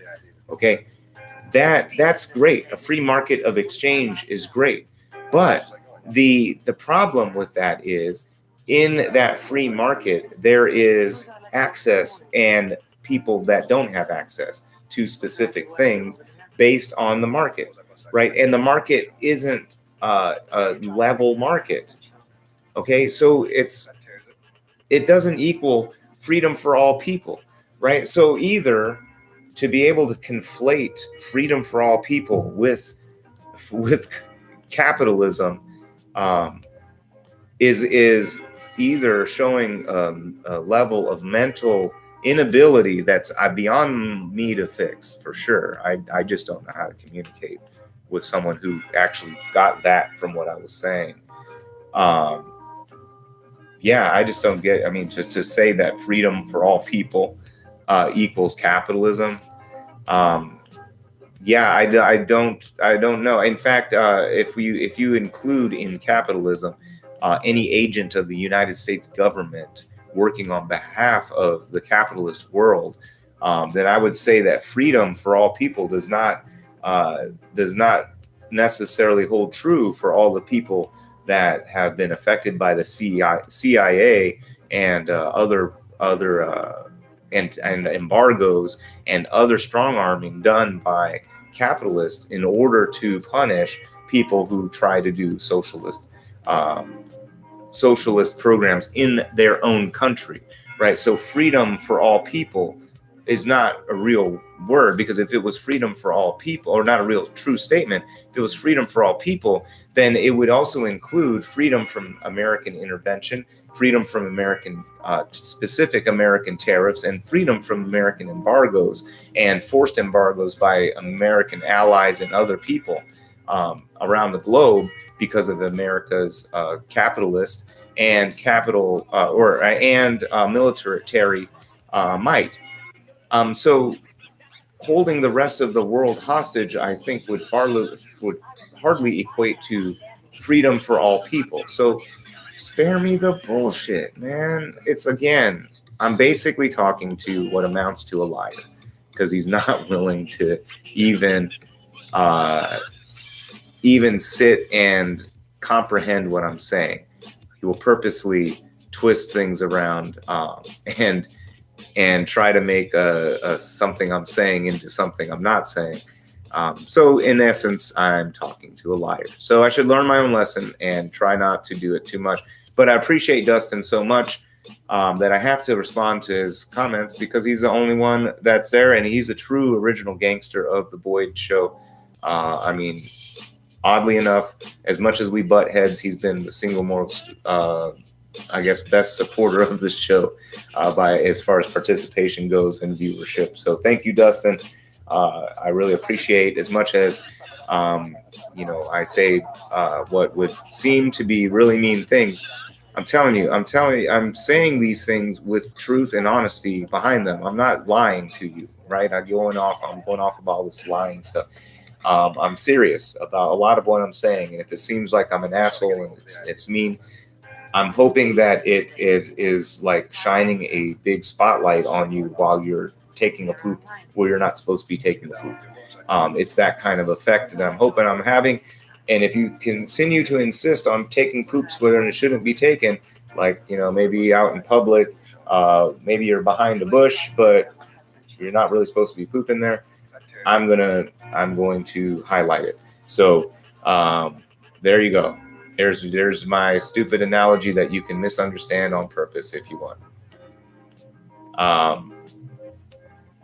So anyway, and again, I know that Dustin believes I have ideological blinders, and to some degree I do. My ideological blinders are the ideology I am espousing and am trying to follow and uphold is the truth, is simply the truth. So when we look at critiques of socialism, I'll be right there nodding my head at critiques that I can get behind. If it's a false critique, I'm not going to get behind it. If I'm critiquing capitalism and it's a false critique, then tell me why it's a false critique. But to try to just simply conflate capitalism with freedom for all people, that's just trollish, silly crap, right? And it's not making a real discussion happen. So that's what I'm talking about. That's my ideology. And it's so hard for ideologues, because they've been trained and they've been accustomed and they've been conditioned to think in ideological terms. And I don't think that way.